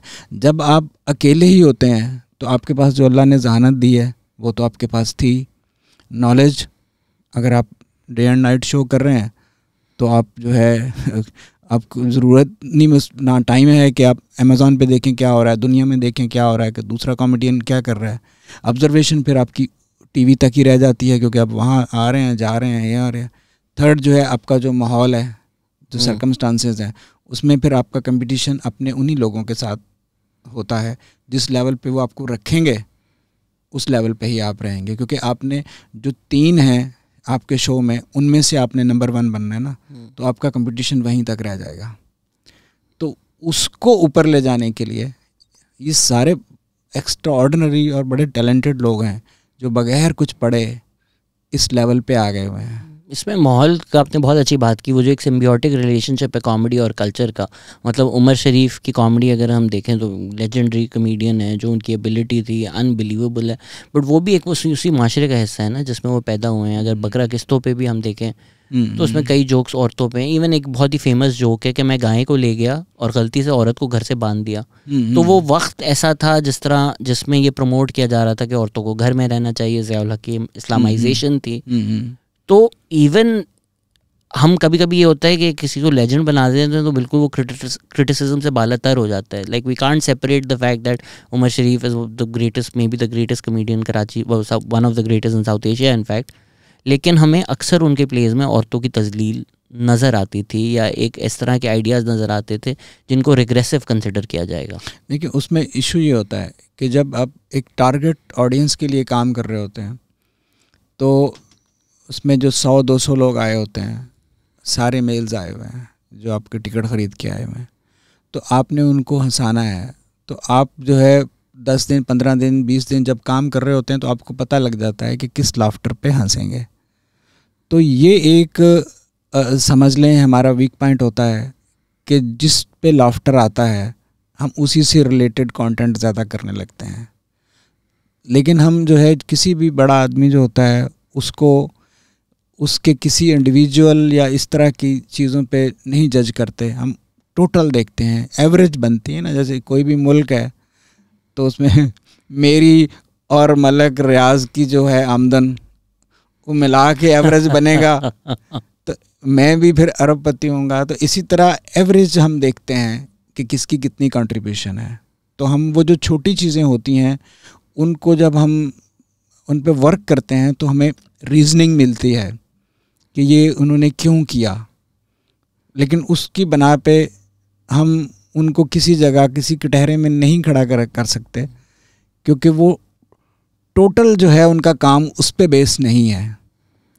वो 2% होगा या 90% होगा, मतलब 2% होगा या 10% होगा. तो हमने मेन उनके 90% काम पे नज़र रखनी है. और दुनिया जहाँ में जो स्टैंडर्ड कॉमेडी के जो टॉपिक्स हैं वो है बीवियाँ, औरतें, सासें, खामंद, जो ह्यूमन रिलेशंस हैं जो कि वो स्टैंडर्ड हैं दुनिया में. तो जो स्टैंडर्ड ह्यूमर है दुनिया में वो इन टॉपिक्स पे की है. जिम्मेदारी बढ़ नहीं जाती है. अगर आपको एक मेयार है, आपके पास एक प्लेटफॉर्म है, तो शायद आप पे ज़्यादा जिम्मेदारी है. अपना सुहेल अहमद वो आप कंपेयर कर सकते हैं कि उनका जितना काम है शायद हम जो आजकल की पूरी जनरेशन है हम मिलकर भी वो रेप्लिकेट ना कर सकें जो उनका टैलेंट है, जो उनकी कॉमेडी है. लेकिन उनका भी अक्सर रात को एक शो होता है जिसमें वो एक ट्रांस कैरेक्टर बन जाते हैं and the joke is that he is trans. मतलब वो एक बिठाई हुई होती हैं खातून जिनका काम सिर्फ हंसना होता है. तो वो सुहेल अहमद का दुपट्टा पहन के तालियां बजाना देन बिकम्स द जोक. वो ये हो सकता है कि सुहेल अहमद पे भी प्रेशर है कि रोज़ रात फ़नी होना है, लेकिन फिर उससे ये होता है कि फिर पूरी सोसाइटी जो हमारी ख्वाजा सरा कम्युनिटी है उस पर हंसना शुरू कर देते हैं, उनको जलील करना शुरू कर देते हैं. तो जब एक सुहेल अहमद जैसा रुतबा किसी के पास हो, उनका इन्फ्लुएंस हो और इतनी फॉलोइंग हो, उनका ये करना फिर वो almost normalises everybody else doing it. So उनको नॉर्मल इंसान से भी ज़्यादा जिम्मेदारी दिखानी चाहिए इन माई ओपिनियन. मैं समझता हूँ कि इस तरह के रोल जो हैं नहीं करने चाहिए, ख़ास करके इतने बड़े कॉमेडियंस को. क्योंकि आप एक आध लाइन में तो आप कोई फ़नी बात कर सकते हैं, आप उनको सोर्स ऑफ कॉमेडी बनाएंगे तो चूँकि आप रोल मॉडल हैं, हर बंदा जो है वो यही करेगा. और मैंने पूरी ज़िंदगी नहीं किए इस तरह के करैक्टर्स, ना उनको बनाया है, क्योंकि मुझे किसी के बिहाफ पे या किसी की इंसल्ट करके मुझे कॉमेडी नहीं करनी. और मेरा ख्याल है कि उनको भी नहीं करनी चाहिए. यही तो फ़र्क मैं आपको बता रहा हूँ. हमारे यहाँ अक्सर सियासतदान भी आए हैं और वो कहते हैं कि एक तहज़ीब होनी चाहिए, एक मुआशरा होना चाहिए, और बड़े बड़े अच्छे अच्छे लेक्चर्स देते हैं. फिर वो अगर किसी एक पार्टी के हों तो वो बिलावल भुट्टो के बारे में ऐसी बातें कर देते हैं जो बंदा सोचता है कि यार आप एक तरफ आप ये बातें हमें लेक्चर्स दे रहे थे, दूसरी तरफ आपके लिए सबसे फ़नी बात ये है कि कौन मर्द है कौन औरत है, और इसी में फंसे हुए. असल में हमारे जो है ना मसले ये होते हैं कि हमारा मसला, सबसे बड़ा मसला जो होता है, जो हमारा आइडियल होता है, जो हमारा ड्रीम होता है, वो हमारा कमाई है, पैसा है. तो जब पैसे के लिए काम कर रहे होते हैं तो हर किसी को रेटिंग की पड़ी हुई है कि रेटिंग कैसे आएगी. इनकी रेटिंग जो है अगर कमीज़ उतार के आती है ना तो इन्होंने सब ने कमीज़ें उतार देनी हैं. तो ये एक ग़ुलाम है हम जो क्रिएटिव लोग, हम जो टेलीविजन्स पे काम कर रहे हैं, हम कोई क्रिएटिव आदमी नहीं हैं। हम लोग जो है पब्लिक डिमांड पे, चैनल की डिमांड पे अपना जो क्रिएटिव अपना है उसको बेच रहे हैं। हम सेल पे लगाए हुए लोग हैं। इसीलिए पहले ज़माने में ये होता था, किताब होती थी जो आपको प्रेजेंट करती थी। टेलीविज़न एक ऐसी चीज़ है कि जिसमें आप ड्रामा करते हैं, उसमें भी आपका प्रोड्यूसर आ जाता है कि मुझे इस कहानी पे लिख दें। एक वक्त था कि जब बानो कुद्सिया होती थी, इशफाक अहमद होते थे, असगर नदीम सैयद होते थे, हसीना आपा होती थी, बजिया होती थी, तो ये लोग जो करना चाहते थे वो करते थे। अब प्रोड्यूसर जो है जो करवाना चाहता है वो करता है। तो ये सभी लोग जो होते हैं वो लाइन में खड़े होते हैं, उनको बुलाया जाता है कि ये लिख दो। तो ये सारे जो है जैसे सड़कों पे होता है ना, कली करने वाले बैठे होते हैं लाइन में, तो हर गुजरती गाड़ी के साथ वो देख रहे होते हैं कि कौन हमें आज की दिहाड़ी देगा। तो ये सारे वो लोग हैं। अब जबकि कॉमेडी के बारे में दुनिया की सबसे डिप्रेसिंग कॉन्वर्सेशन हो ही रही है तो सुहेल अहमद की तारीफ़ में मैं ये भी कह दूं कि मतलब ये भी हमारे मुल्क का अलमिया है कि अमानुल्लाह साहब का जब इंतकाल हुआ तो उनकी कब्र के लिए उनको लड़ना पड़ा, पर फिर गवर्नमेंट आई, उन्होंने एक फ़ंक्शन किया और फिर फयाजुल चौहान साहब थे, उन्होंने आके बोला कि गवर्नमेंट ने इतने पैसे दिए हैं और ये किया हमने। तो फिर सुहेल अहमद साहब ने जाके काफ़ी उनको जलील किया है कि मतलब आप लोगों की औकात क्या है कि आप लोग अमानुल्लाह को कुछ दे सकें।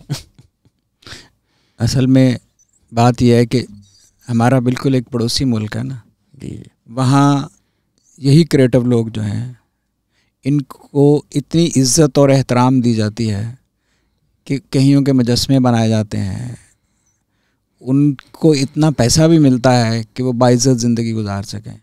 हमारे यहाँ क्रिएटिव लोग जो हैं और ख़ास करके जो कॉमेडी से रिलेटेड लोग हैं, इन लोगों को वो रिस्पेक्ट ही नहीं मिलती। इनको उसी तरह समझा जाता है कि हंसाने वाले हैं। तो सर अमानुल्लाह के साथ आप घूम रहे फिर रहे हैं, गुजरावाला में आप पढ़ रहे हैं? नहीं मैं जो है किंग एडवर्ड मेडिकल कॉलेज में होता था जी, और वहाँ मैं हॉस्टल में रहता था।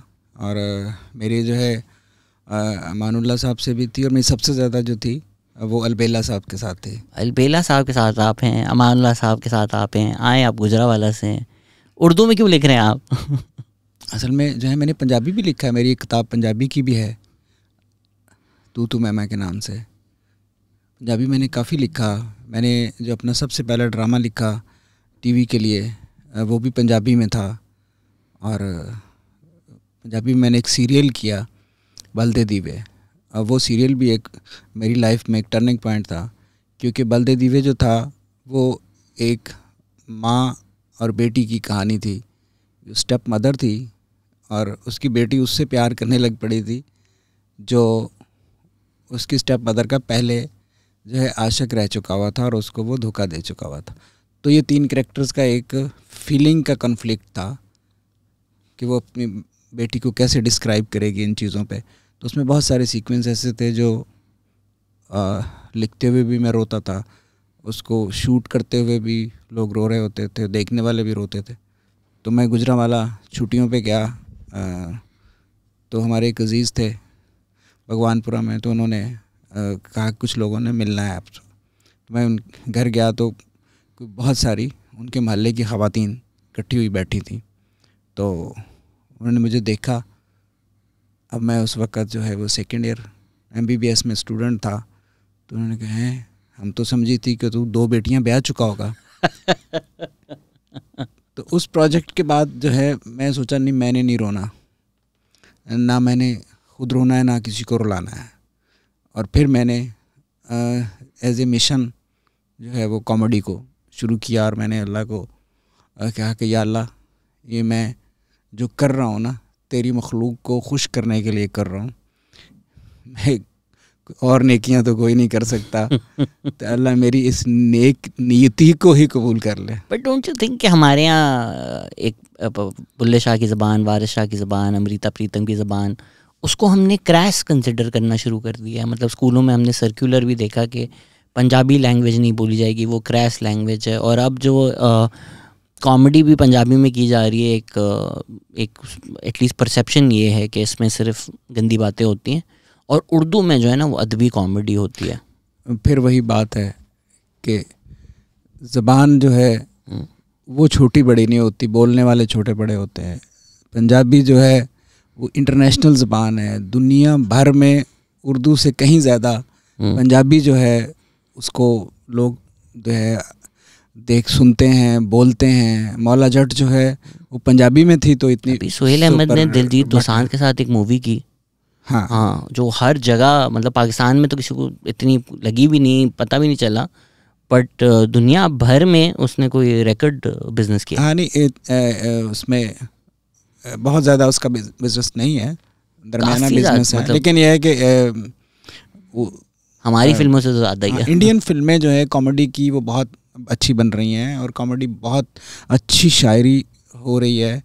और तंज़ो मज़ा में जो है मैंने बहुत लिखा, और मुझे बहुत जो है वो ज़ाहिर है ये फिर एक लंबा हिस्ट्री लेसन हो जाएगा कि क्यों पंजाबियों ने पंजाबी को शायद थोड़ा पीछे रख के उर्दू को अडॉप्ट किया।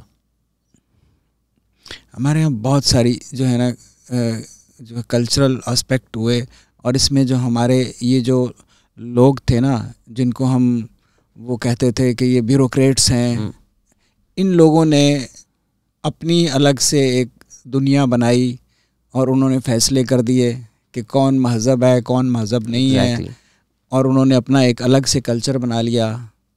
और इसमें जो है मैं समझता हूँ पंजाब में जो है ना सिंधी, बलोची और पठान जो है वो हमसे ज़्यादा पंजाबियों से रहे बेहतर, कि वो अपनी ज़बान से जुड़े रहे, और उन्होंने अपना जो बड़ा लिटरेचर है अपनी ज़बानों में दिया।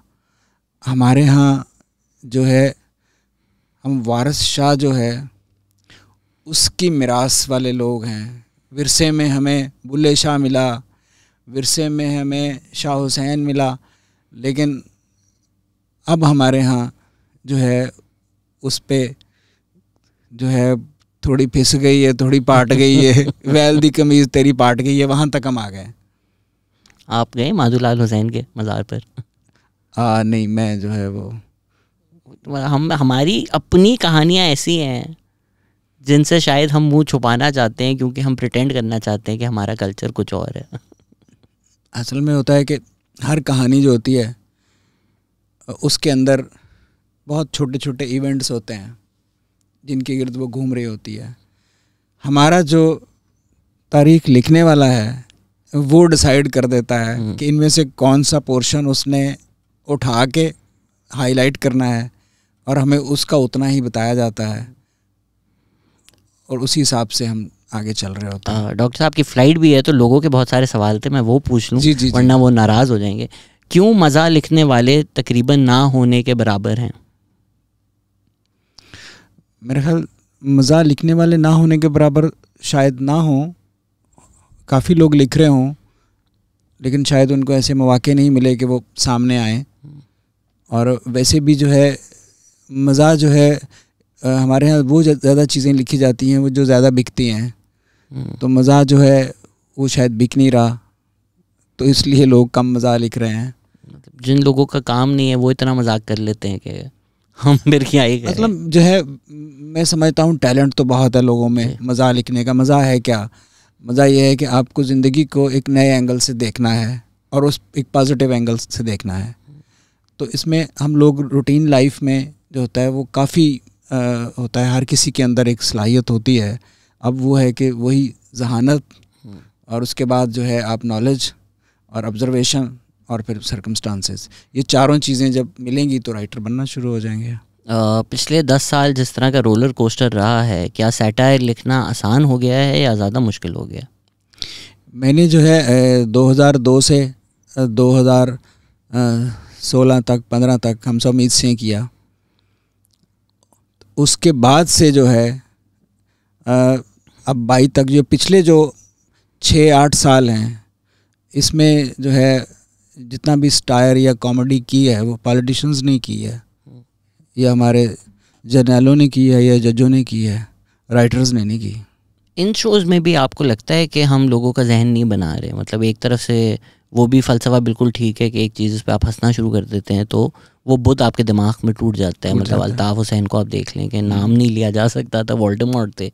जब मजाक उड़ना शुरू हुआ तो वो ताकत भी ख़त्म हो गई। आपने तालिबान के ऊपर भी किया इसी तरह से, लेकिन वो एक लेवल है। अब जिस तरह अगर मैं कोई सैटायर शो जिस नाम पे पॉलिटिकल सैटायर टीवी पे बिकता है, वो फजल रहमान का कार्टून बना देंगे, जरदारी का कार्टून बना देंगे, कोई मुन्नी बदनाम हुई की जगह सियासतदान बदनाम हुआ उनको नचा देंगे और बोलेंगे ये सैटायर है। लेकिन इससे कोई जहन नहीं बन रहा आपका। मतलब you are not making fun of some of their policy और समथिंग दे हैव डन।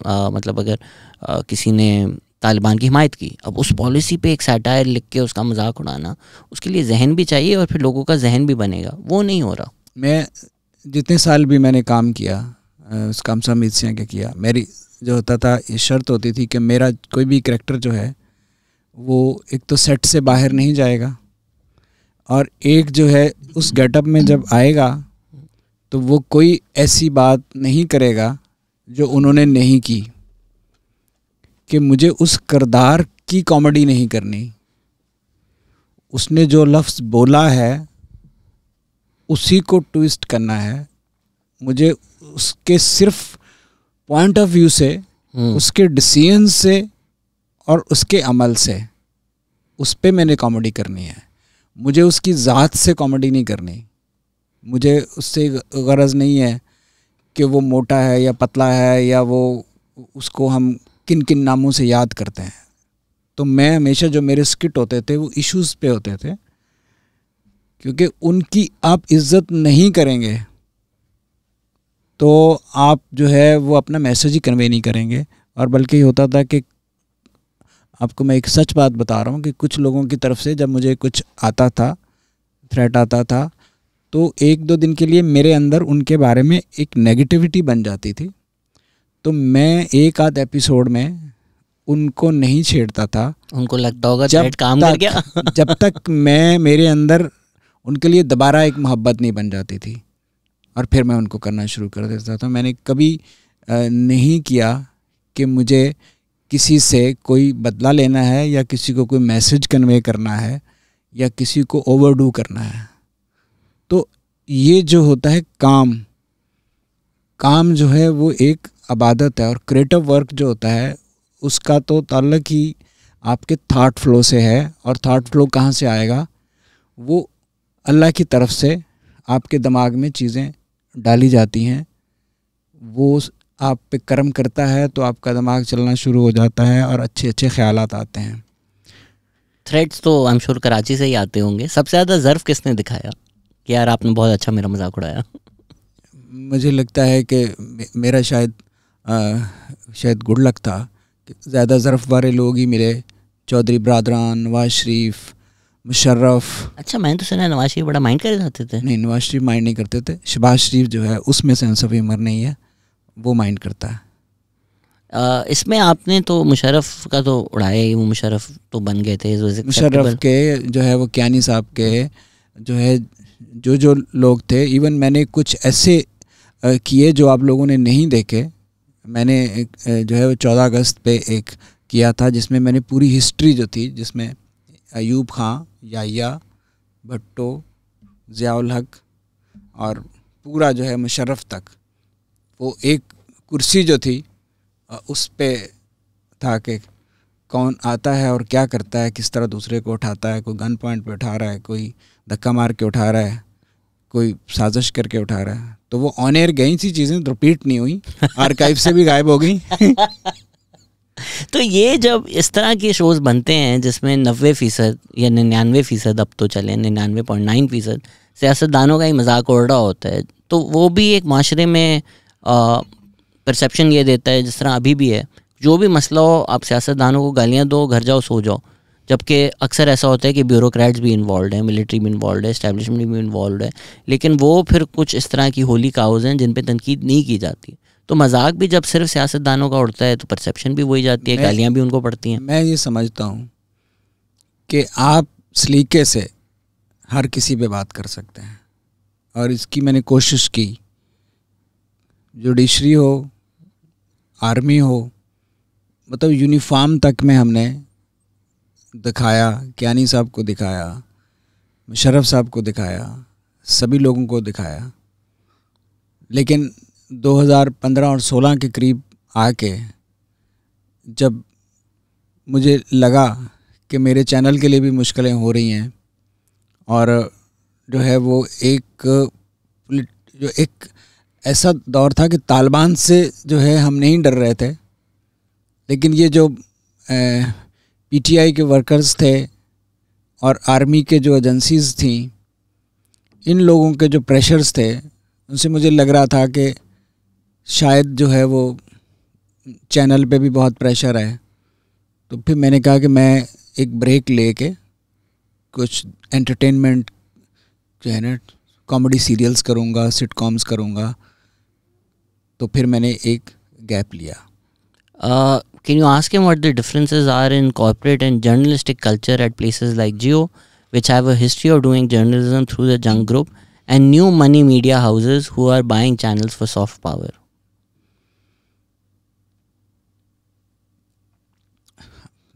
दुनिया बदल गई हुई है।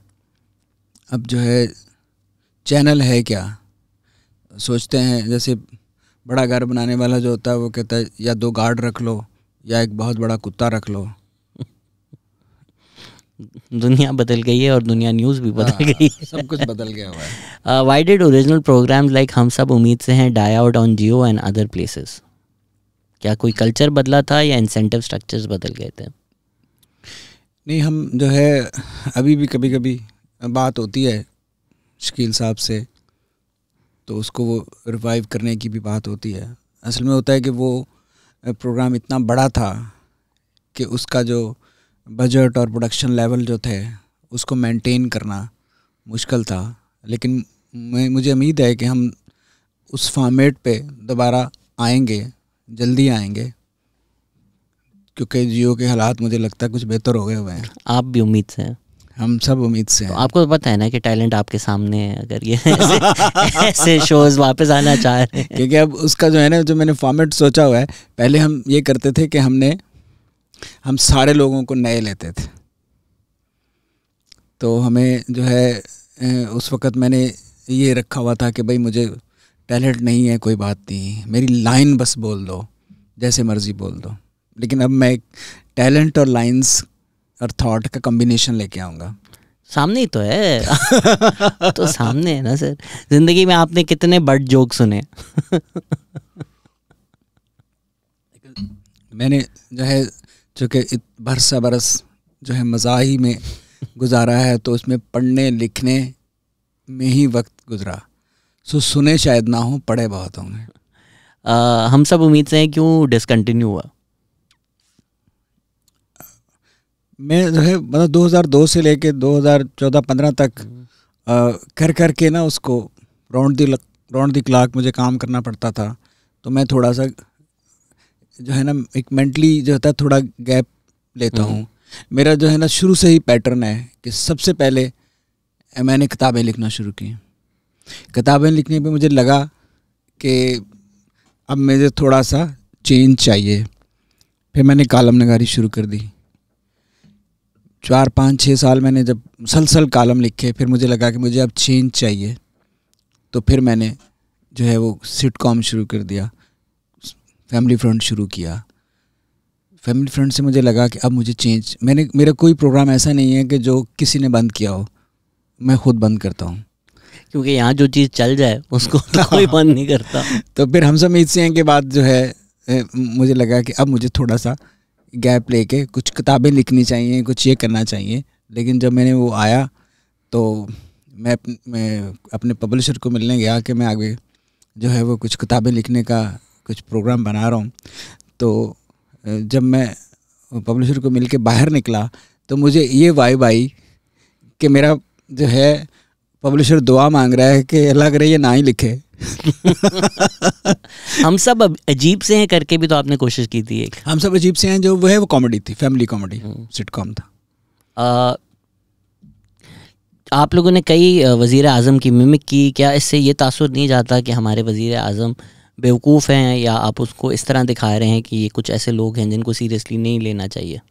मेरे जो है वो कोई भी स्किट आपको रेयर ही मिलेगा कि जिसमें हमने उनको कोई बेवकूफ़ बनाया है। हमने हमेशा उनकी जो है पॉलिसियों पे, उनके फ़ैसलों पे और उनके इश्यूज़ पे स्किट बनाए हैं। जियो पर जरदारी, बिलावल और गिलानी को रिलेंटलेसली मजाक उड़ाया गया था 2008 से 2013 तक, पर उसके बाद हमने नवाज शरीफ और इमरान खान का उस लेवल पर नहीं देखा। मेरा ख्याल कंटिन्यूसली उन्होंने वॉच नहीं किया। हमारे यहाँ जो है कॉमेडी का ये असूल होता है कि जो आदमी हुकूमत में होता है उस पर ज़्यादा क्रिटिसिज्म होता है, तो जो जिस दौर में हुकूमत में रहे उन पे उसी हिसाब से हिस्सा मिलता रहा कॉमेडी में। किसी ने पूछे पास्ट शोज़ में जो क्लास थी, जिस तरह अनवर मकसूद हैं, अच्छा मज़े की बात उन्होंने लिखा है मोइन खान, मतलब हमें बोल रहे हैं कि यार पास्ट में लोग लेजेंड्स थे और मोइन खान का नाम लिख दिया आपने मोइन अख्तर की जगह। तो कह रहे हैं अब जो है वो बहुत बिलो द बेल्ट होती है। मैंने तो अक्सर लाइव भी देखा है, मोइन अख्तर साहब भी, अनवर मकसूद साहब भी, उनके भी कई फ़िक्रे ऐसे ही होते थे जो डबल मीनिंग होंगे। अनवर मकसूद साहब के जो है बहुत ज़्यादा फ़िक्रे ऐसे होते हैं कि जो बिलो दी बेल्ट ही होते हैं। बट वो अनवर मकसूद साहब कहते हैं तो आर्ट हो जाता है, हम कहते हैं तो वल्गैरिटी हो जाती है। इसी तरह ना अभी आपने एक मिसाल दी थी कि मंटो साहब का अफसाना जो है अगर आम आदमी के लड़के के नाम से छापा जाए तो उसको जूते मारेंगे लोग। सो वो होता है कि कौन कह रहा है, उसका एक कैलिबर बन जाता है, फिर उसकी बात जो होती है उसको और अंदाज में लिया जाता है। इसमें आपने जो पहले कहा था कि बीवियां, औरतें, क्या ये भी वजह है कि ज़्यादातर कमेडियंस जो नुमाया हुए हैं, जिनको चांसेस मिले हैं, वो मर्द हैं, इसलिए हम इतनी ज़्यादा देखते हैं? क्योंकि इट्स ऑलमोस्ट अनकम्फर्टेबल ना हो कि आप जहाँ जाएँ, आप शादी पे भी जाएँ मर्द बैठ जाएंगे, जबकि एक पेट्रियार्कल सोसाइटी है, हर चीज़ मर्द कंट्रोल करते हैं, बट जोक्स क्या होंगे बीवियों पे होंगे, ये सब वो कंट्रोल करते हैं, हम तो गुलाम हैं। फिर हम टीवी पे भी वही देखते हैं, फिर हम सालों साल जो जोक्स चलते आ रहे हैं, बीवी ऐसी होती है, बीवी ऐसी होती है, do think it's become too much? मेरा ख्याल है मैंने जो है वो बराबर ही किया हुआ है। खामदों पे भी मैंने बहुत लिखा हुआ है, क्योंकि खामद जो है वो मेरे नज़दीक तो एक अलग ही मखलूक है। अच्छा खासा बंदा जो है जब खामद बनता है तो वो और चीज़ बन जाता है। और ख़वातीन जो है वो कॉमेडी में बहुत कम ही है, लेकिन दुनिया में है, जो है उनके बहुत नाम है। Old PTV shows were so funny without being crass or dumb. Is it impossible to do that now? उनको एक नज़र दोबारा देख लें तो फिर आपकी राय बदल जाएगी। नहीं, हमें वो नॉस्टैल्जिया है, क्योंकि मैं तो बहुत छोटा था जब फैमिली फ्रंट आ रहा था, बट मुझे याद है कि फैमिली फ्रंट बहुत अच्छा होता था।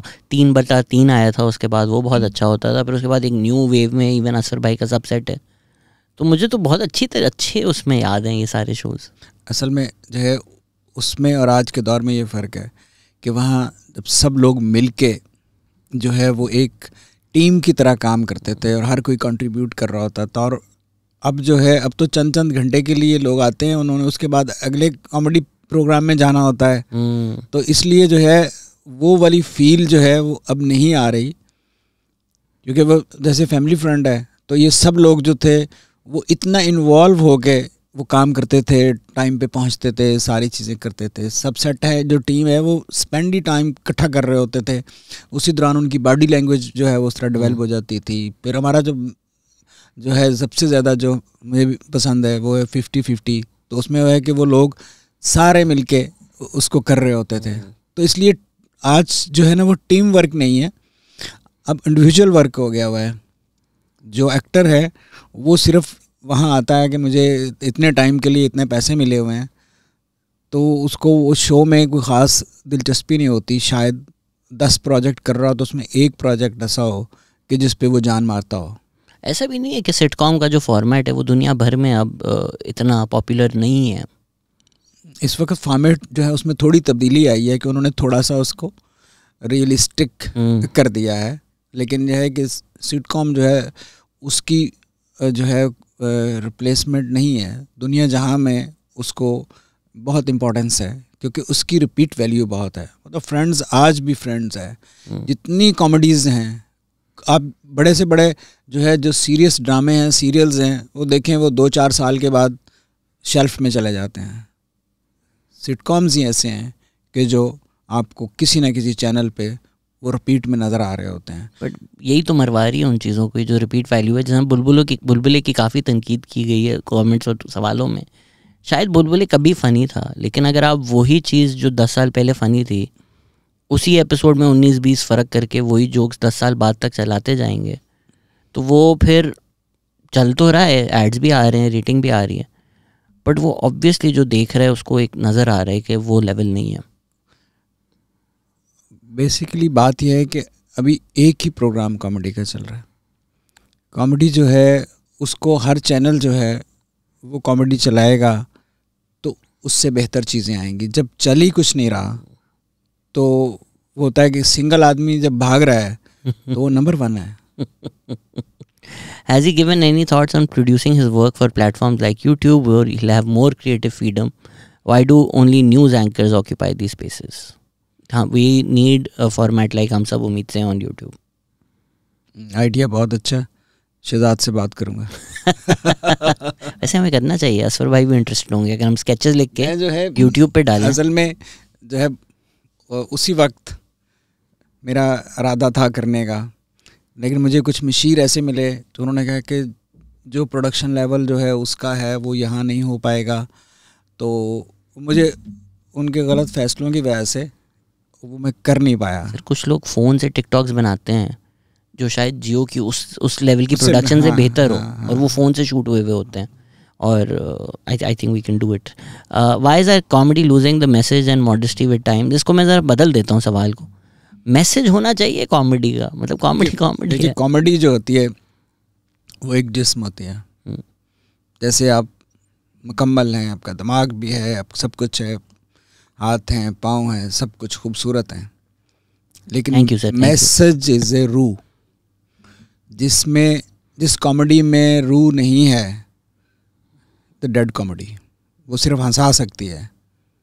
बड़ी कॉमेडी जो होती है वो उस मैसेज के बगैर बड़ी कॉमेडी नहीं होती। What made him switch careers? Who told him media was a safer place than medicine? And what does King Edward mean to him? Was it a place which helped him materialize his dream, or a place which slowed down his creative evolution? King Edward medical college जो है उससे मैंने मतलब ये सीखा कि आप मेहनत करें तो आप कुछ भी हासिल कर सकते हैं। और फिर साइकेट्री में मैंने सीखा कि इंसान जो है उससे गुस्सा ना करो, वो बेचारा बड़ा ही बेख्तियार है, उसको समझो और उससे प्यार करो। वो कोई भी जो कुछ काम कर रहा है ना उसके पीछे कोई ना कोई वजह होती है। और फिर मैंने ज़िंदगी में ये फ़ैसला किया कि एक ज़िंदगी है, मुझे वो करना है जो मैं करना चाहता हूँ। मेरे नज़दीक कामयाब आदमी वो है जो वो करता है जो करने को उसका दिल चाहता है। मुझे एक बड़ा वाक़या भी है जिसने मेरे टर्न किया लाइफ को, कि मुझे साइकेट्री के लिए उस ज़माने में जो है स्टूडेंट एक्सचेंज प्रोग्राम होता था। मुझे मेरे प्रोफेसर जो थे वो मेरे से बहुत खुश थे, तो वो मुझे आला तालीम के लिए बाहर इंग्लैंड भेज रहे थे। मुझे जब वहाँ जाना था तो एक दिन मेरा सी गला ख़राब हो गया, तो सरजी मेड हॉस्पिटल है, वहाँ मेरे प्रोफेसर थे। पैसे वैसे उस वक्त होते नहीं थे, तो प्रोफेसर्स के अपने के पास जाते थे कि वो फ़ीस नहीं लेंगे। तो डॉक्टर जाहिद अमीर जो थे वो ENT स्पेशलिस्ट थे। मैं उनके पास चेकअप के लिए गया तो उन्होंने जो है वो मुझे, उनकी रिसेप्शनिस्ट ने अंदर फ़ोन किया, तो उन्होंने मुझे कुछ देर के बाद अंदर बुला लिया। जब मैं अंदर गया तो उन्होंने अपनी रिसेप्शनिस्ट को कहा कि अब किसी मरीज़ को ना भेजना। तो उन्होंने अंदर से कुंडी लगा के दराज में से गज़लें निकाली और मुझे सुनाने लगे। कहते यार, आप डरे नहीं थे जब उन्होंने कुंडी लगाई और बोला किसी और को नहीं भेजना? मुझे अंदाज़ा हो गया था कि ये शायरी सुनाएंगे। तो वो शायरी सुना रहे थे तो मैं सुन नहीं रहा था, मैं सोच रहा था कि आज से 6-7 साल बाद मैं भी साइकेट्री का एक प्रोफेसर बन के पाकिस्तान में आऊँगा और इसी तरह ढूंढूंगा कि कोई मेरी मज़ाक की तहरीर पढ़े और किसी मरीज़ को कुंडी लगा के ये सुना रहा हूँगा, तो फिर मैंने कहा कि यार एक ज़िंदगी है, रिज़्क मुझे यकीन है और मेरा ईमान है कि रिज़्क अल्लाह देता है, और उस पे मेरा ये फ़लसफ़ा है कि अल्लाह ने एक फ़िक्स डिपॉज़िट में आपका रिज़्क डिपॉज़िट करके रख दिया हुआ है, और अल्लाह ने आपको सिर्फ यही इख्तियार दिया है कि आपने इज़्ज़त से लेना है, छीन के लेना है, बेईमानी करके लेना है, बेइज्जत होके लेना है, वो आपको रिज़्क तो मिलना ही है। सो फिर मैंने सोचा कि रिज़्क तो मुझे मिलना ही है, बनना मैंने जो है वो राइटर है, लिखना मुझे पसंद है, उससे मैं एंजॉय करता हूँ। उस वक़्त उस दौर में ये सबसे गरीबों वाला काम था। हम पार्टी हाउस में बैठे होते थे तो 3-3 घंटे बैठे रहते थे, वेट करते थे कि यार कोई अमीर आदमी आएगा, मैं चाय पिला दे।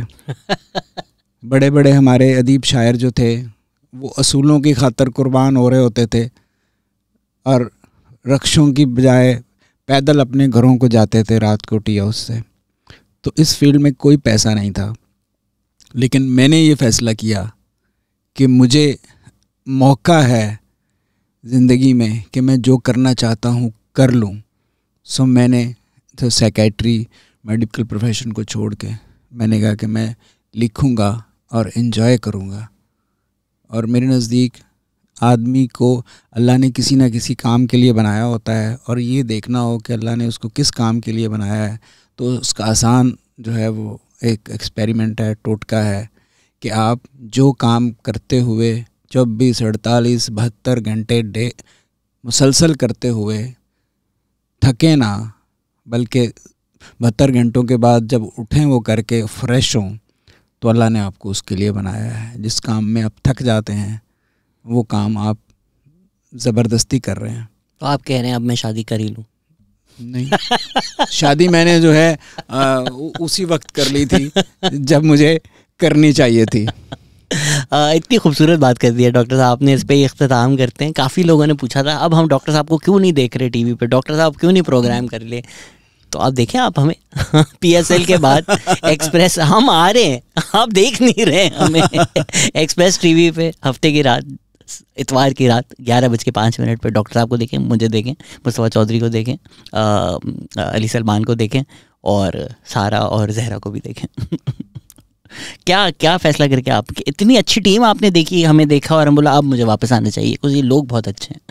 हाँ, असल में ये है कि आपको तो पता ही है स्टोरी का, क्योंकि मेरा तो कोई इरादा नहीं था। तो मैं तो वहाँ वैसे ही जो है वो पहले शो पे रिकॉर्डिंग के लिए आप लोगों की रिकॉर्डिंग देखने आया था, तो आप लोगों ने मुझे वहाँ बैठा दिया। तो मैं समझता हूँ बहुत चीज़ों पे मैं समझ रहा होता हूँ कि कुछ चीज़ें अल्लाह की तरफ से कुछ होता है, तो फिर मैं उनको कबूल कर लेता हूँ। मज़ा आ रहा है डॉक्टर साहब को? अभी नहीं आ रहा ये कार्ड लेकिन आना शुरू हो जाएगा, क्योंकि एक दौर मेरे पे आया था। हमारे बहुत बड़े जो थे होस्ट कॉमेडी के, दिलदार परवेज़ भट्टी साहब, उनका प्रोग्राम होता था पंजनद। जब उनकी डेथ हुई तो GM जो PTV थे, मैं उस वक़्त अभी थर्ड ईयर में था मेडिकल कॉलेज में, तो उनका मुझे फ़ोन आया कि वो शो आपने करना है। तो मैं रास्ते में जो है ना सोचता रहा, मैंने कहा कि मेरा क्यों ख्याल आया, क्योंकि मुझे तो कभी शौक़ ही नहीं है कि मैं स्क्रीन पे आऊँ। तो वो उन्होंने मुझे कहा, मैंने कहा जी बेइज्जती हो जाएगी। तो उन्होंने एक मुझे फ़िक्रा कहा कि सिर्फ तुम्हारी होगी कि हम भी तो रिस्क ले रहे हैं। और फिर उन्होंने लिस्ट दिखाई सिफारिशियों की जो उस प्रोग्राम को लेना चाह रहे थे। तो वो उनकी डेथ से अगले दिन से मैंने वो शो शुरू किया, और उसको मैंने 7-8 महीने किया। और मेरा उसके बाद मुझे लगा कि मेरा जो है ना लिखना पढ़ना ज़रा मुतासर हो रहा है, तो फिर मैंने उस पर माजरत कर ली। लेकिन अब तो मैं लिखता पढ़ता भी नहीं हूँ, तो अब तो मेरा ख्याल करेंगे। अब डॉक्टर साहब हमारे साथ आ चुके हैं। बस कर show with Ali Salman, Saturday and Sunday nights on Express TV 11:05 PM। Thank you so much doctor साहब ने वक्त दिया। Thank you everyone listening. Take care, खुदा हाफिज़।